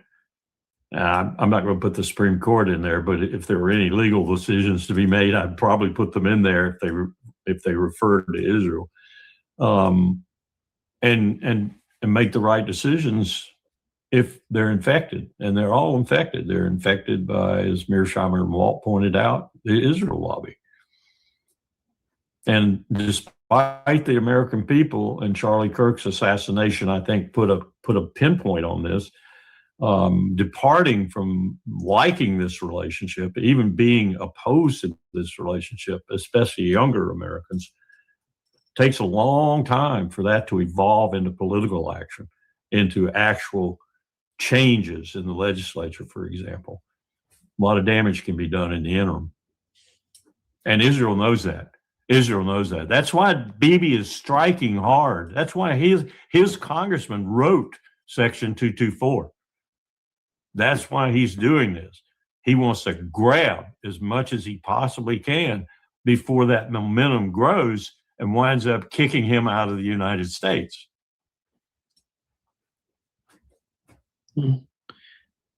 Carl, what do you make of the latest comment of Keith Kellogg? He's basically suggesting the use of nuclear weapons against Iran. Here is what he said. Finish the job. Having a protracted war is not the American way of war.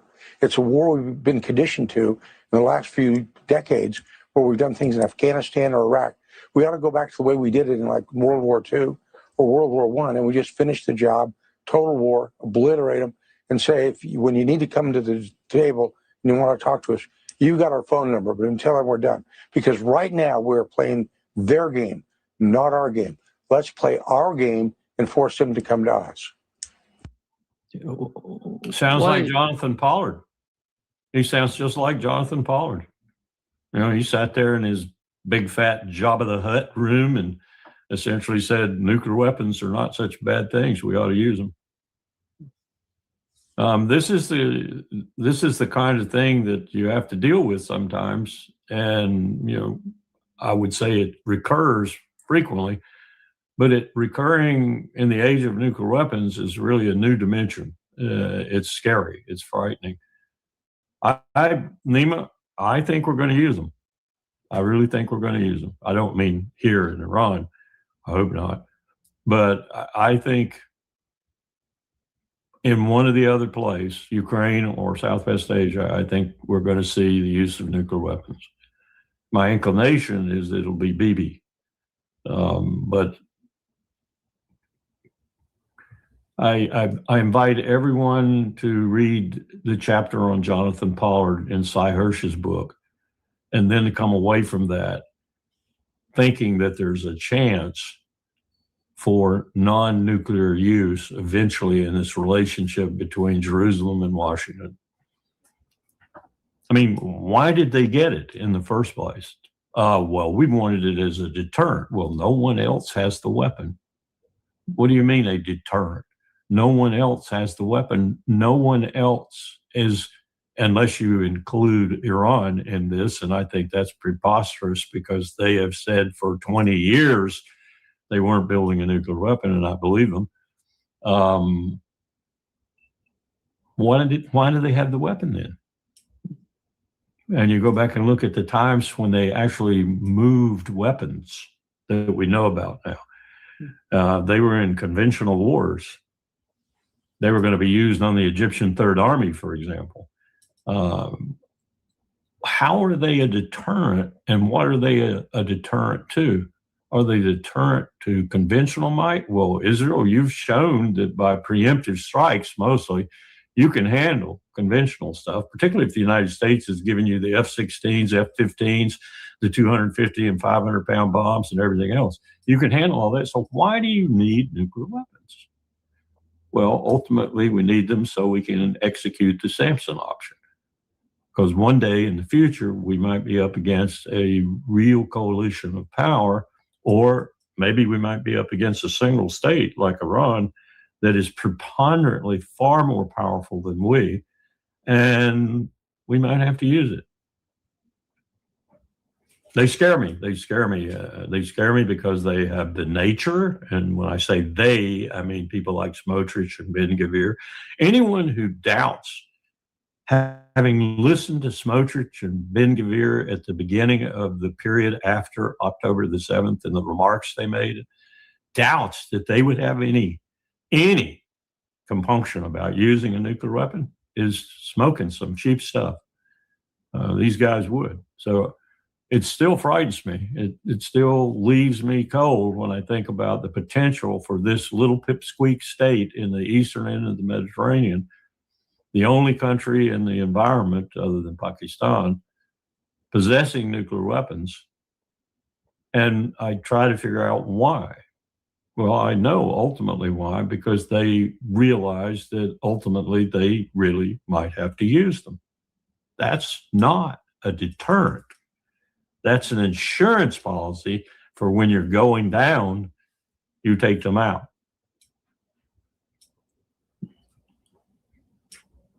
There are two sort of bombs, atomic bombs and hydrogen bombs. Yeah.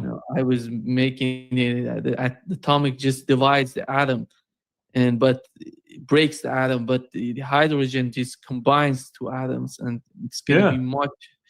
Just look at the difference between what you're usually looking at when you look at Alamogordo, the test, or you're looking at Hiroshima and Nagasaki, and look at Bikini Atoll, which was the new kind, the thermonuclear.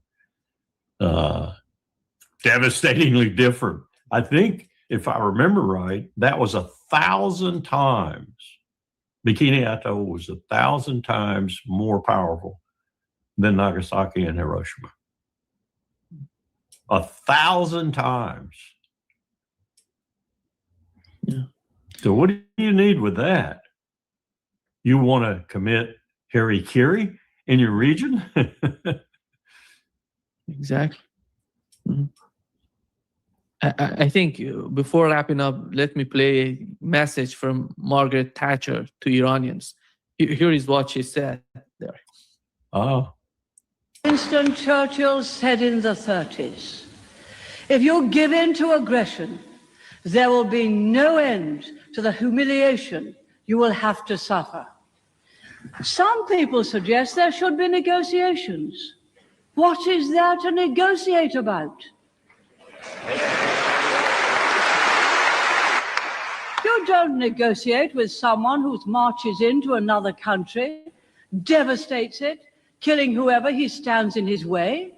You get him out, you make him pay, and see that he is never in a position to do these things again. I think wow. Describing Donald Trump. In fact, describing George W. Bush in 2003 as well. We have become death. I watched that Oppenheimer documentary the other night. I just watched the movie itself. And the documentary with Kai Bird and others commenting on Oppenheimer is quite interesting too, particularly the latter part of his life when he really kind of went off the deep end and then regained his composure and came back. But, the whole process of developing a nuclear weapon was a process that probably affected people differently and fundamentally, but overall, I think the people were of a caliber that they realized this is probably one of the most dangerous thing humankind has ever done. Oppenheimer himself potentially realized that. I think it haunted him. And particularly when he went to bat for stopping that transition to the thermonuclear weapon from the original atomic weapon, and he lost. And he lost essentially, and this is my understanding of it, and McCullough in his book, and now to a certain extent others, I think, have accepted this. It takes Truman about a second or two when he's briefed thoroughly on what it means to go from the current bomb to the new bomb. Do it. There's no reflection. There's no pretense at understanding exactly what your decision might mean. There's no pushback. There are no questions. There's no way you could convince me that Harry Truman understood. And I like Truman. I think he was a good president all in all. And he certainly was the power behind the committee that investigated all the freaking treason during World War II by big contractors who were cheating the people in the field, cheating the American taxpayer. His committee did a lot of good. But to sit there, as he was wont to do, Missouri stony face, and say, do it, when presented with that decision. Now, he could say, well, the Soviets are how far away? They're going to do it. They may have already done it. They stole everything, so they may have already done it. Still, to be the country that did that and did it so cavalierly, I would not want that in my biography. Yeah. I mean, the difference in these bombs is orders of magnitude. Unbelievable. The hydrogen bomb is much, much more capable than the atomic bomb. You bet. Yeah. I had a good friend, my boss in the Pacific, whose brother, I think he was in his late 40s, Navy captain, who actually went on some of the ships that were, you can see if you watch the mushroom cloud, which is just incredible. You can see the ships as the mushroom cloud expands and the blast wave expands and comes over them. Well, 3 or 4 days afterwards, they didn't know so much about radioactivity and other things. 3 or 4 days afterwards, they went aboard these ships to assess the clipboards and everything to assess the damage and so forth. Well, he died of cancer a few years later, and they sued the Navy because, I don't think anything ever came out of it, but he lost his brother to cancer that was clearly caused by his going on those ships that early. There's just so many heinous things about these weapons. I invite everyone to watch the Ellsberg documentary that's out right now, and there's going to be a much longer one out in probably about 6 or 7 months. And Dan Ellsberg is eloquent in his, and probably no one was closer to the phenomenon other than the scientists who actually worked on it than Dan. And when I say phenomenon, I mean the potential to use them. Yeah. And he made the whole rest of his life was dedicated to stopping that. You know, he got in a Jeep with a driver and drove out to Ground Zero when Ronald Reagan was about to make a final test before the Comprehensive Test Ban Treaty went into effect or whatever. We had it scheduled, so we were going to do it out in Nevada. And he drove through the fences and everything else and made for Ground Zero in order to stop them from doing it. I mean, this was a real courageous guy, and turned around completely because, of course, before he was working deeply in RAND, deeply with the Pentagon on all of this stuff, nuclear strategy, nuclear weapons, and everything else. And he saw what he was working on, and he said, "Holy shit, how can I do this?" Yeah.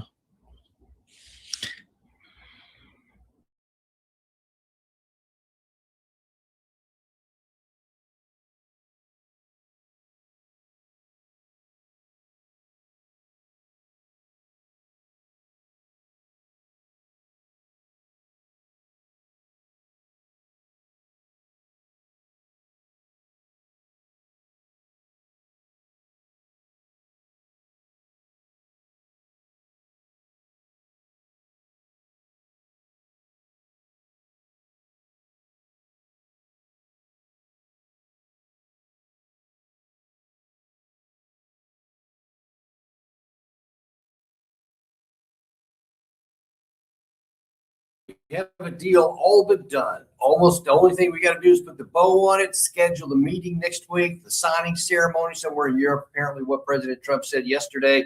And this thing's going to be wrapped up. The Straits of Hormuz is going to be open. America will lift its blockade. Iran will lift its blockade. Then we'll get into, I'm kidding, of course. That's on a piece of paper. That's coming out of words out of Trump's mouth that seem to have almost no relation to any kind of reality. What a surprise. You're going to see how that's nothing new there. This is probably time number 40. But President Trump just moments ago put this out on Truth Social. He says the terms that Iran leaked out to the fake news had nothing to do with the terms that were agreed to in writing. What they said, including their weak and pathetic statement on having a deal, bears no relation to the truth.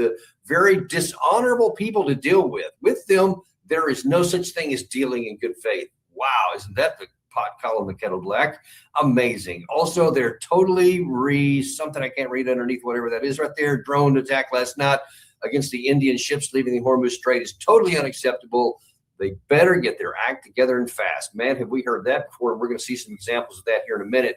But look, let's first of all, you may be thinking, what's been leaked? Because yesterday, one of the complaints that a lot of people, to include me on social media, on my X account, I've mentioned several times, we don't even know what the terms are. You say we basically agreed to something, but you, meaning President Trump, is not telling us what's been agreed to.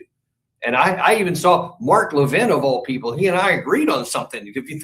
That's almost breaking news by itself, because he said, listen, we haven't even heard the terms yet. How do we know if this is a good deal or a bad deal that we should be celebrating or crying, basically? And now then they're starting to leak out today from both, apparently from some Western sources as well as from Iranian sources. And Trump is a bit miffed. And he says, well, what you've heard is not true. So even here, he doesn't say what's not true, what we haven't heard, only that whatever it is, it ain't true because it's better than that or something. And I'm going to tell you why I think he's been saying that. But first of all, let's wonder, well, maybe he was talking about Marco Rubio, because Marco Rubio came out, I think it was also yesterday, and just laid out what the objectives we're trying to reach are. As President Trump has said, and the facts clearly bear out, the United States of America holds all the cards. There is no scenario here in which if they decide to join a ladder of escalation, they wind up getting the last say. But our preference is for these straits to be opened to the way they're supposed to be open, back to the way it was. Anyone can use it, no mines in the water, nobody paying tolls. That's what we have to get back to, and that's the goal here. So, okay, wait. You're saying that the goal of our negotiations here are to get back to the way it was before you started the war? So you just want Iran to go, okay, let's just do a do-over, okay? This didn't work out the way I thought. We thought we were going to get regime change. We thought that we were going to get a collapse of your government. And dang it, that didn't work out. So how about we just call it a day, say we learned our lesson, and we'll just go back to the way it was before. So despite the fact that we assassinated your leader, killed a whole bunch of your people, destroyed like 150 some odd of your ships, killed 3,000 or so of your people, and blew a bunch of stuff up on the surface. Let's just call it a day and just open the straits up, and we'll just shake hands and, you know, and say everything's good to go. Maybe that's what Trump is saying. Maybe he's saying, how dare Marcos say that? Because those are not the terms I set out. And if anybody is not clear and doesn't remember, here is what the terms President Trump did set out on February 28th. We are going to destroy their missiles and raise their missile industry to the ground. It will be totally, again, obliterated. We're going to annihilate their Navy. We're going to ensure that the region's terrorist proxies can no longer destabilize the region or the world and attack our forces, and no longer use their IEDs or roadside bombs, as they are sometimes called, to so gravely wound and kill thousands and thousands of people, including many Americans. And we will ensure that Iran does not obtain a nuclear weapon. To the members of the Islamic Revolutionary Guard, the armed forces, and all of the police, I say tonight that you must lay down your weapons and have complete immunity, or in the alternative, face certain death. So lay down your arms. You will be treated fairly with total immunity, or you will face certain death. Finally, to the great, proud people of Iran, I say tonight that the hour of your freedom is at hand. Okay, so maybe those are the terms. When President Trump says, no, I've reached a deal, it is that no more proxies, no more IRGC, just everybody's abject surrender. The police, lay down your arms, do whatever we tell you to. Freedom for the people. They can rise up and they can now take control of their government. And the Strait of Hormuz, of course, will still be open, and obviously no nuclear weapon, which, of course, he claims he obliterated in the previous round in 2025. So really that was kind of redundant. Did you hear any of those terms whatsoever in the one with Rubio? And you have to say, you know, you led off with this by saying this is peace and freedom for the people. You can rise up and take control of your government. And it didn't happen. People didn't rise up. They went back and even more solidified with their government than before. He didn't say anything in that 28 February deal about the Strait of Hormuz, because the Strait of Hormuz was already open. And now you see Rubio wanting to go back to that day, but none of the other things there. So periodically, some of these terms have been changing all along. President Trump said, I'll have their what he called nuclear dust, which is the reprocessed material. And then that was up to the 60%. But there's also some at 20% and some even less, like 2,000 pounds, if I'm not mistaken. A huge number just spread all over the place, maybe even more than that. And that's not anything that he is talking about now. That's not anything Rubio's talking about now. They just want the strait opened up. But to get the strait opened up, you're going to have some additional things that you give. See, here's the thing. President Trump is still trying to act like in this Truth Social that I get to call all the shots. Everything is up to me. Nobody else gets a say in this. And if they don't behave, you've said that several times, just a couple of days ago again, if they don't behave, then we're going to come back in with bombs ablazing.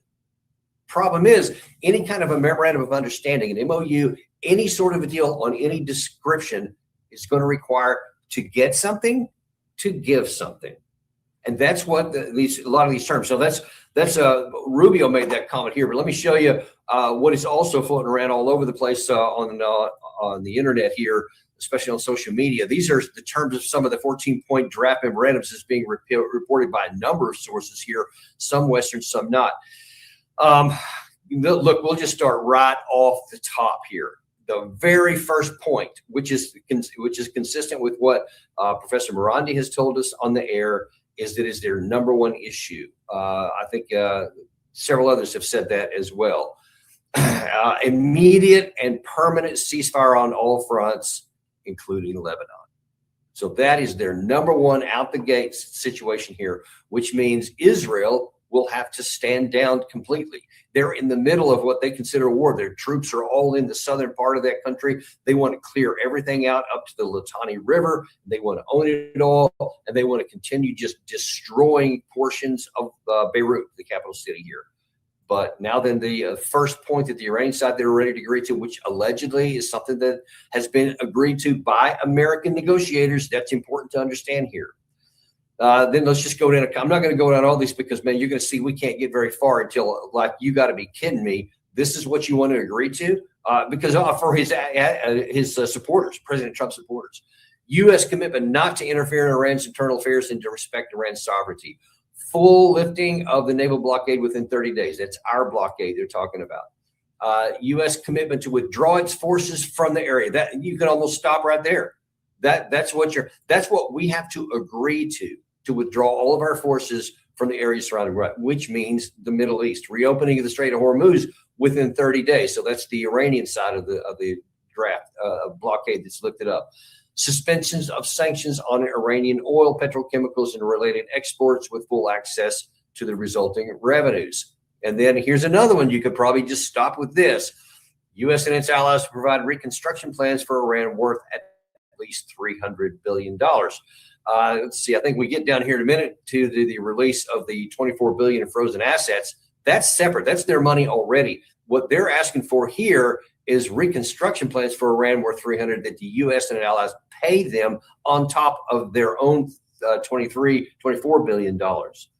Then following all of that, then you get a 60-day negotiation period to reach a final agreement on the nuclear issues and complete the removal of U.S. primary and secondary sanctions, as well as UN Security Council and IU measures, et cetera. So the rest of it almost doesn't even matter. We could just keep on going down that. But you see that there are so many things there. You can partially understand why President Trump would have put that up there, his Truth Social, about going so crazy. Of course, we're not going to do this because all of his supporters are going to be going nuts if he agreed to that.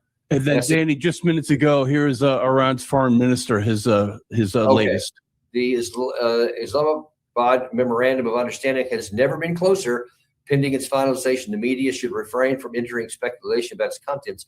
In line with our responsible and transparent approach, all details will be shared with the public in due course. So I guess from his side, he's saying, we're going to do diplomacy the way it's supposed to be done, behind closed doors. We're not going to do it out front.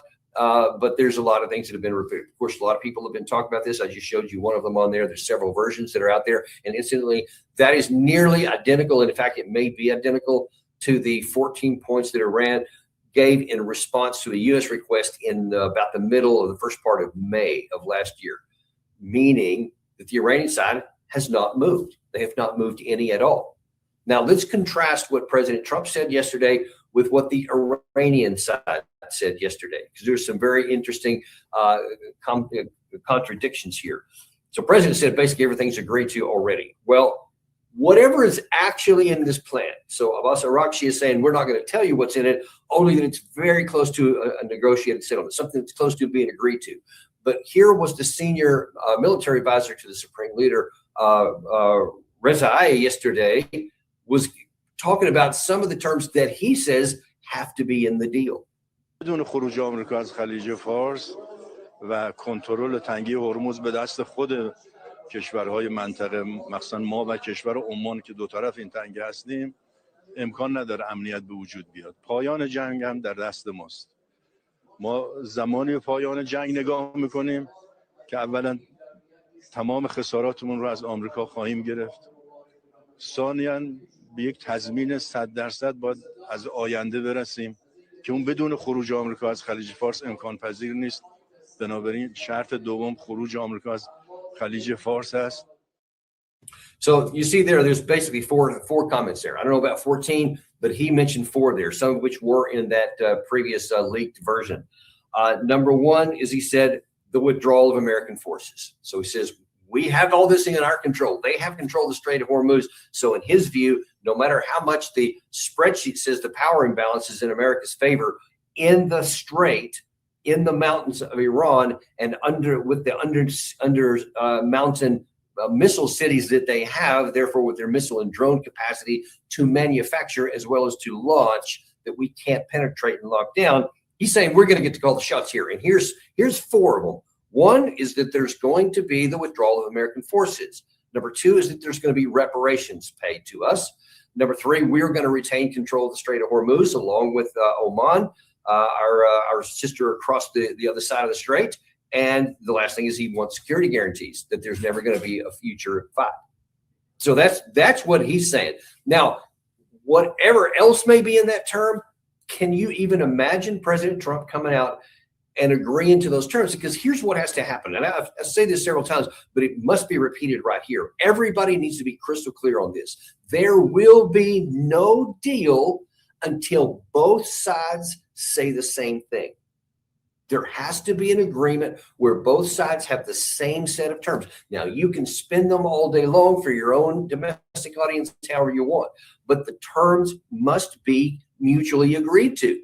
That's the whole thing about signing a memorandum of understanding, is that you have an understanding about how things are, what has to happen, what each side is responsible for, and each side acknowledges their responsibilities and acknowledges the other side's promises. So for this to come to an end, for what Abbas Araghchi said to be at hand, for what President Trump said to be at hand, the terms that you heard the military advisor there saying, that there has to be those 4 things in place. So at some point, President Trump will have to acknowledge those 4 things. Again, he can spin them all he wants. He can bring in a bunch of other facts and other statistics about bombs we dropped and things we blew up and how it's going to take them decades to reply, whatever. He can say anything he wants to there, but we're going to have to agree to them there. Now, you may be thinking, just looking at all this on the surface of it and saying, there's no way in hell that President Trump could politically survive if he said those kinds of things. And you'd be right on that too. So the Iranian side has apparently come to that same conclusion. So in a separate interview, Mr. Rezai said, what would happen if we don't get a deal and we go back to fighting? If the war continues and the naval blockade is not lifted, we will drag the war to the Indian Ocean, the Bab el-Mandeb Strait, the Red Sea, and the Mediterranean, and we will give another dimension to the war by attacking these other American bases that we have been attacking so far. America will definitely suffer much more losses. America's losses will be very heavy. So listen, he's saying we're fully ready to go back. But here's the thing. Whereas if we go back to the war, we're going to basically try and reattack the same targets with the same ammunition. There were, last I saw, at least one report said that the U.S. had totally attacked 20,000 targets from February 27th up through the end, or up through the times here. So all the things all together, it's around 20,000 targets. That was not enough to bring them to their heels. So if you want to go back to active war, what else are you going to hit? Because the country's been right there. You've been hitting everything, and you're obviously going to start with the most vulnerable, what you perceive to be the most vulnerable targets, to bring the enemy into submission right away. You're not going to save the best targets for later, the most lucrative ones. You're going to go after those first, like with the senior leader, thinking that you're going to decapitate and bring them, into submission, into fear, etc. Well, that didn't happen. So even in the latter rounds here, we're just sometimes reattacking the same targets, i.e. these underground missile cities, without effect. So if we go back, we're just going to attack the same targets again, because we'd have to go back to the missile bases that we didn't take out last time, because that's their ability to threaten our side in retaliation.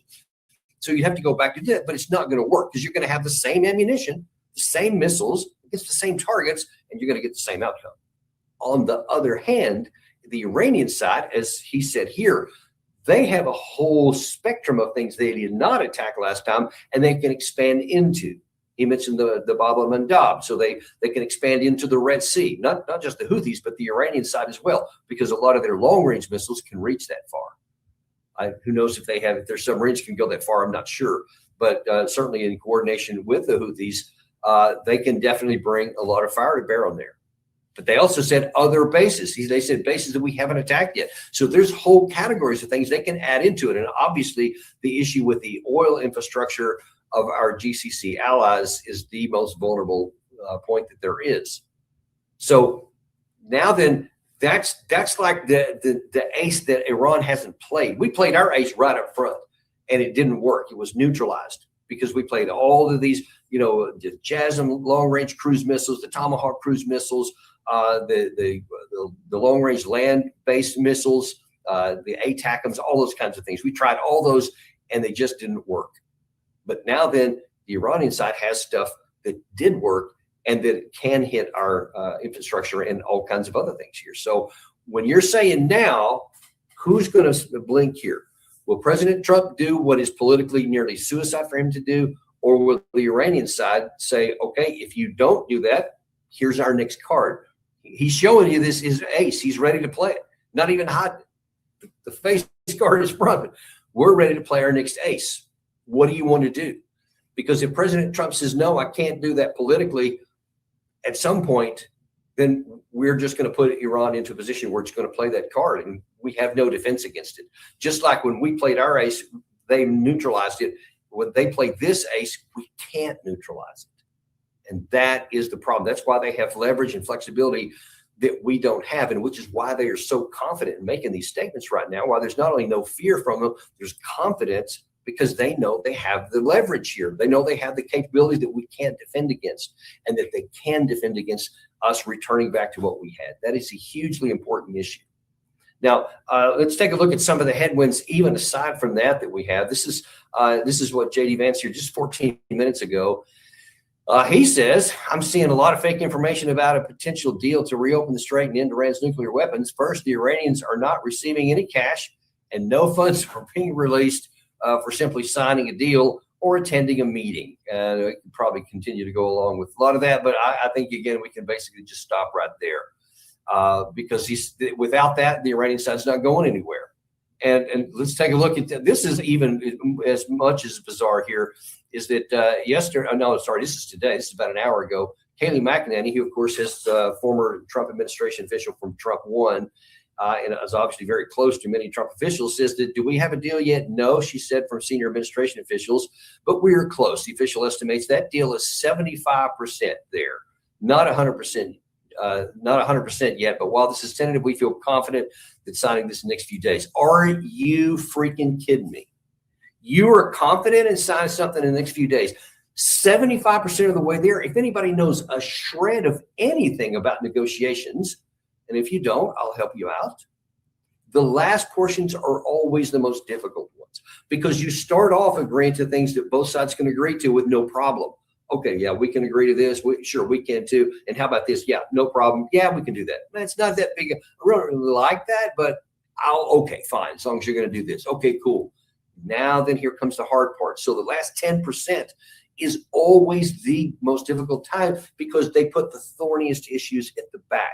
You always agree to what you can easily up front, and then the real negotiations and difficulties start back here. Let me remind you that there has still not been any direct negotiations. Every bit of this is through intermediaries, letters back and forth, which very often can take days to go from one side to another. So this idea that we're right about to be there, and then you have the vice president 14 minutes ago saying that there's not going to be any money given up front and you don't get stuff and sanctions relief just for signing a document or going to a meeting, then there's no deal.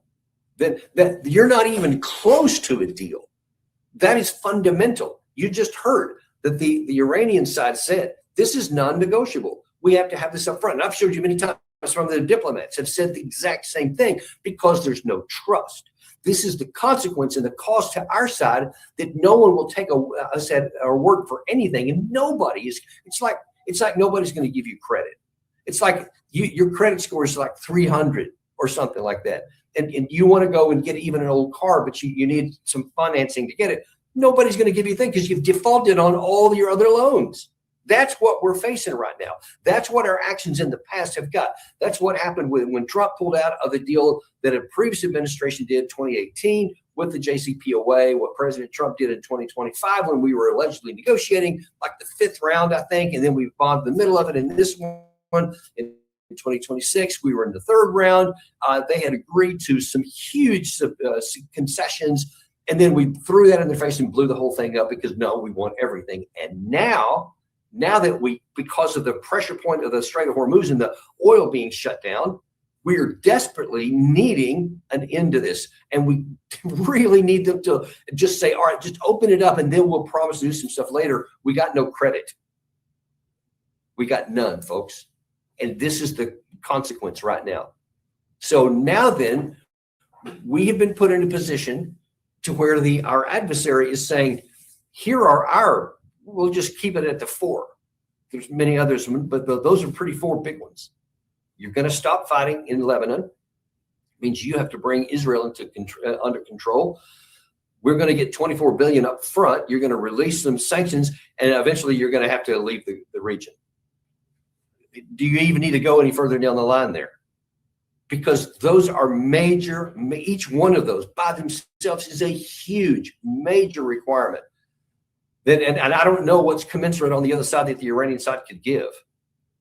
Like if they want to get those things and we don't, we have to give them something equivalent to get them to give in on any of those. You understand how that works, right? So those are the things they're asking for. We don't want to give any of them. Well, if we're going to get to a deal, we have to offer them something of commensurate value in replacement of those 4 things. So here's the bottom line. You've got to understand this. There won't be a deal unless you're going to give something huge to the Iranian side. There is no scenario, and let me disabuse anybody who have confusion on this point, to where Iran is going to sign something for President Trump. They're going to open up their blockade so that he can open up his blockade and all the traffic can go back out. That does not result or does not require giving a great deal to Iran. There's no scenario with that. Whether it's those 4 or a different 4, they're all going to be at that category here. And and what are the chances that Benjamin Netanyahu is going to go along with this? Well, he put this out a couple hours ago. He said, as long as I'm Prime Minister of Israel, Iran will not have a nuclear weapon. There is full agreement between me and President Trump on this issue. And he goes along and just has a lot of blah, blah, and ends up saying the same thing. But what he's also saying inherent in that is, I'm not going to give anything to them. And if you're going to end, if you're going to end with any kind of a deal that leaves this government in control, because he has made synonymous the existence of that government and a nuclear weapon. Remember, he also lied the other day, last week I think it was, and said that he had to go to war in the beginning of this conflict here because they were weeks away from attacking with a nuclear weapon. That's what he claimed back then. They were going to attack us with a nuclear weapon and we had to attack. So you can see that based on what he has said, that he's not going to leave them in command. The last thing he will ever agree to is for Trump to give all of those things, to leave the Iranian government in a stronger position than it was before and making it a regional power. So you can see that the chances that Trump, forget about him agreeing to all the stuff here, forget about all the diplomatic stuff that he has to agree to and the political heat he's got to take. He's got to get the Prime Minister of Netanyahu, whose very political life is at stake and whose whether he spends the rest of his life in jail are at stake. You've got to convince him to end this war. And of course, all these hardliners like Mark Levin and all that crew that I've told you about in the U.S. will be just going crazy against Trump here. And Ben-Gvir, Smotrich, and a whole bunch of others, Katz possibly even on the Israeli side, will be going crazy at Netanyahu if he ever agreed to that stuff. So the political wins, you see, it's just almost impossible for our side writ large to agree to any of these terms. But you see the Iranian side, as of just yesterday and just a few minutes ago, they're still saying, these are our terms. If you meet these terms, we have a deal. If you don't, we're going to go back to war. And if you go back to war, we're going to hit these targets that's going to make it even worse for you than it is already. The conditions that right now are so strong that we're doing whatever we can to try to get this off the table will get worse. That is the hole that we've dug ourselves into. That's what is so important for us to understand.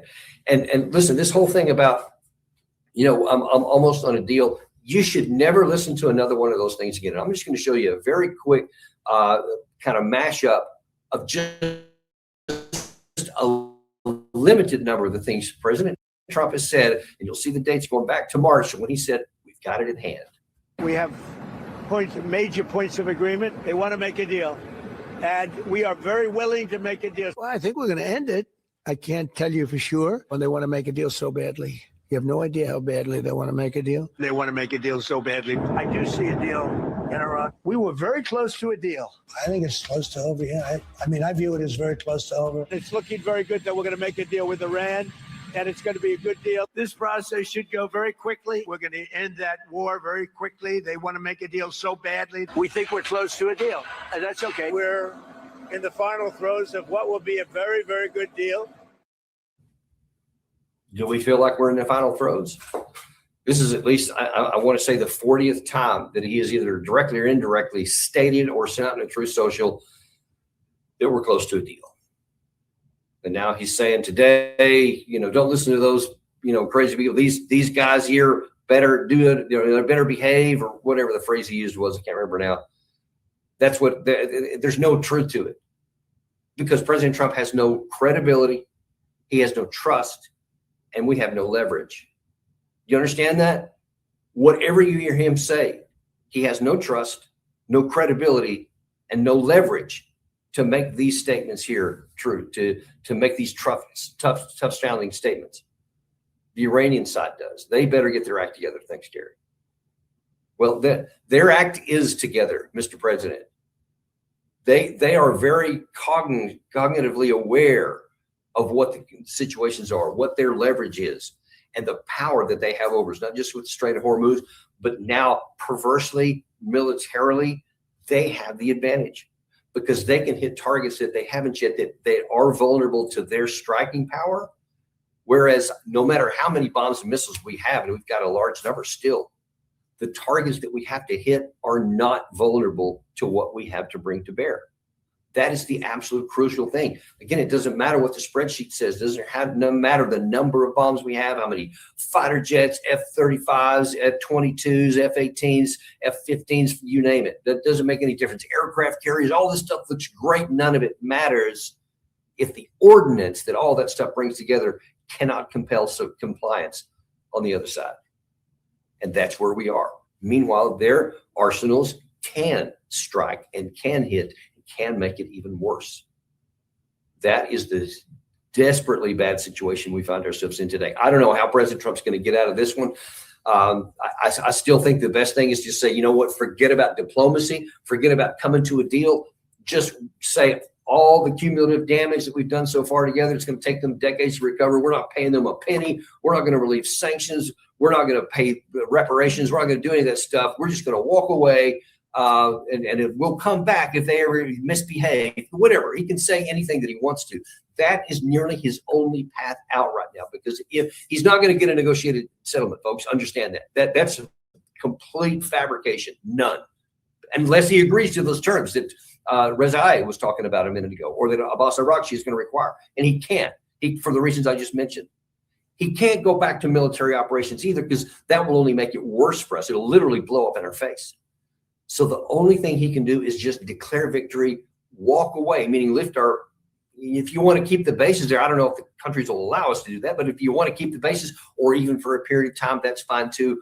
Let some time pass. There is still a very narrow path in here. But if he goes down the thing of saying, I'm going to have a negotiated settlement that they agree to, or that I'm going to go back to fighting, which will blow up in our face, those are the worst two outcomes, because they keep the blockade in place. We're going to have to do the walk away plan, or we're really going to be in trouble. And unfortunately, that's an unsatisfying condition and outcome for everybody on our side, both the United States and Israel. but it's the best that we can get because of our foolishness and our absurd decisions to have chosen to start this war. We got into a war, and now there's no good way out of it. Understand that. There is no good way out of it. There is no good outcome for us. There's only what is the least costly way to exit. That is it. Thank you very much. Go, Phil. Follow me.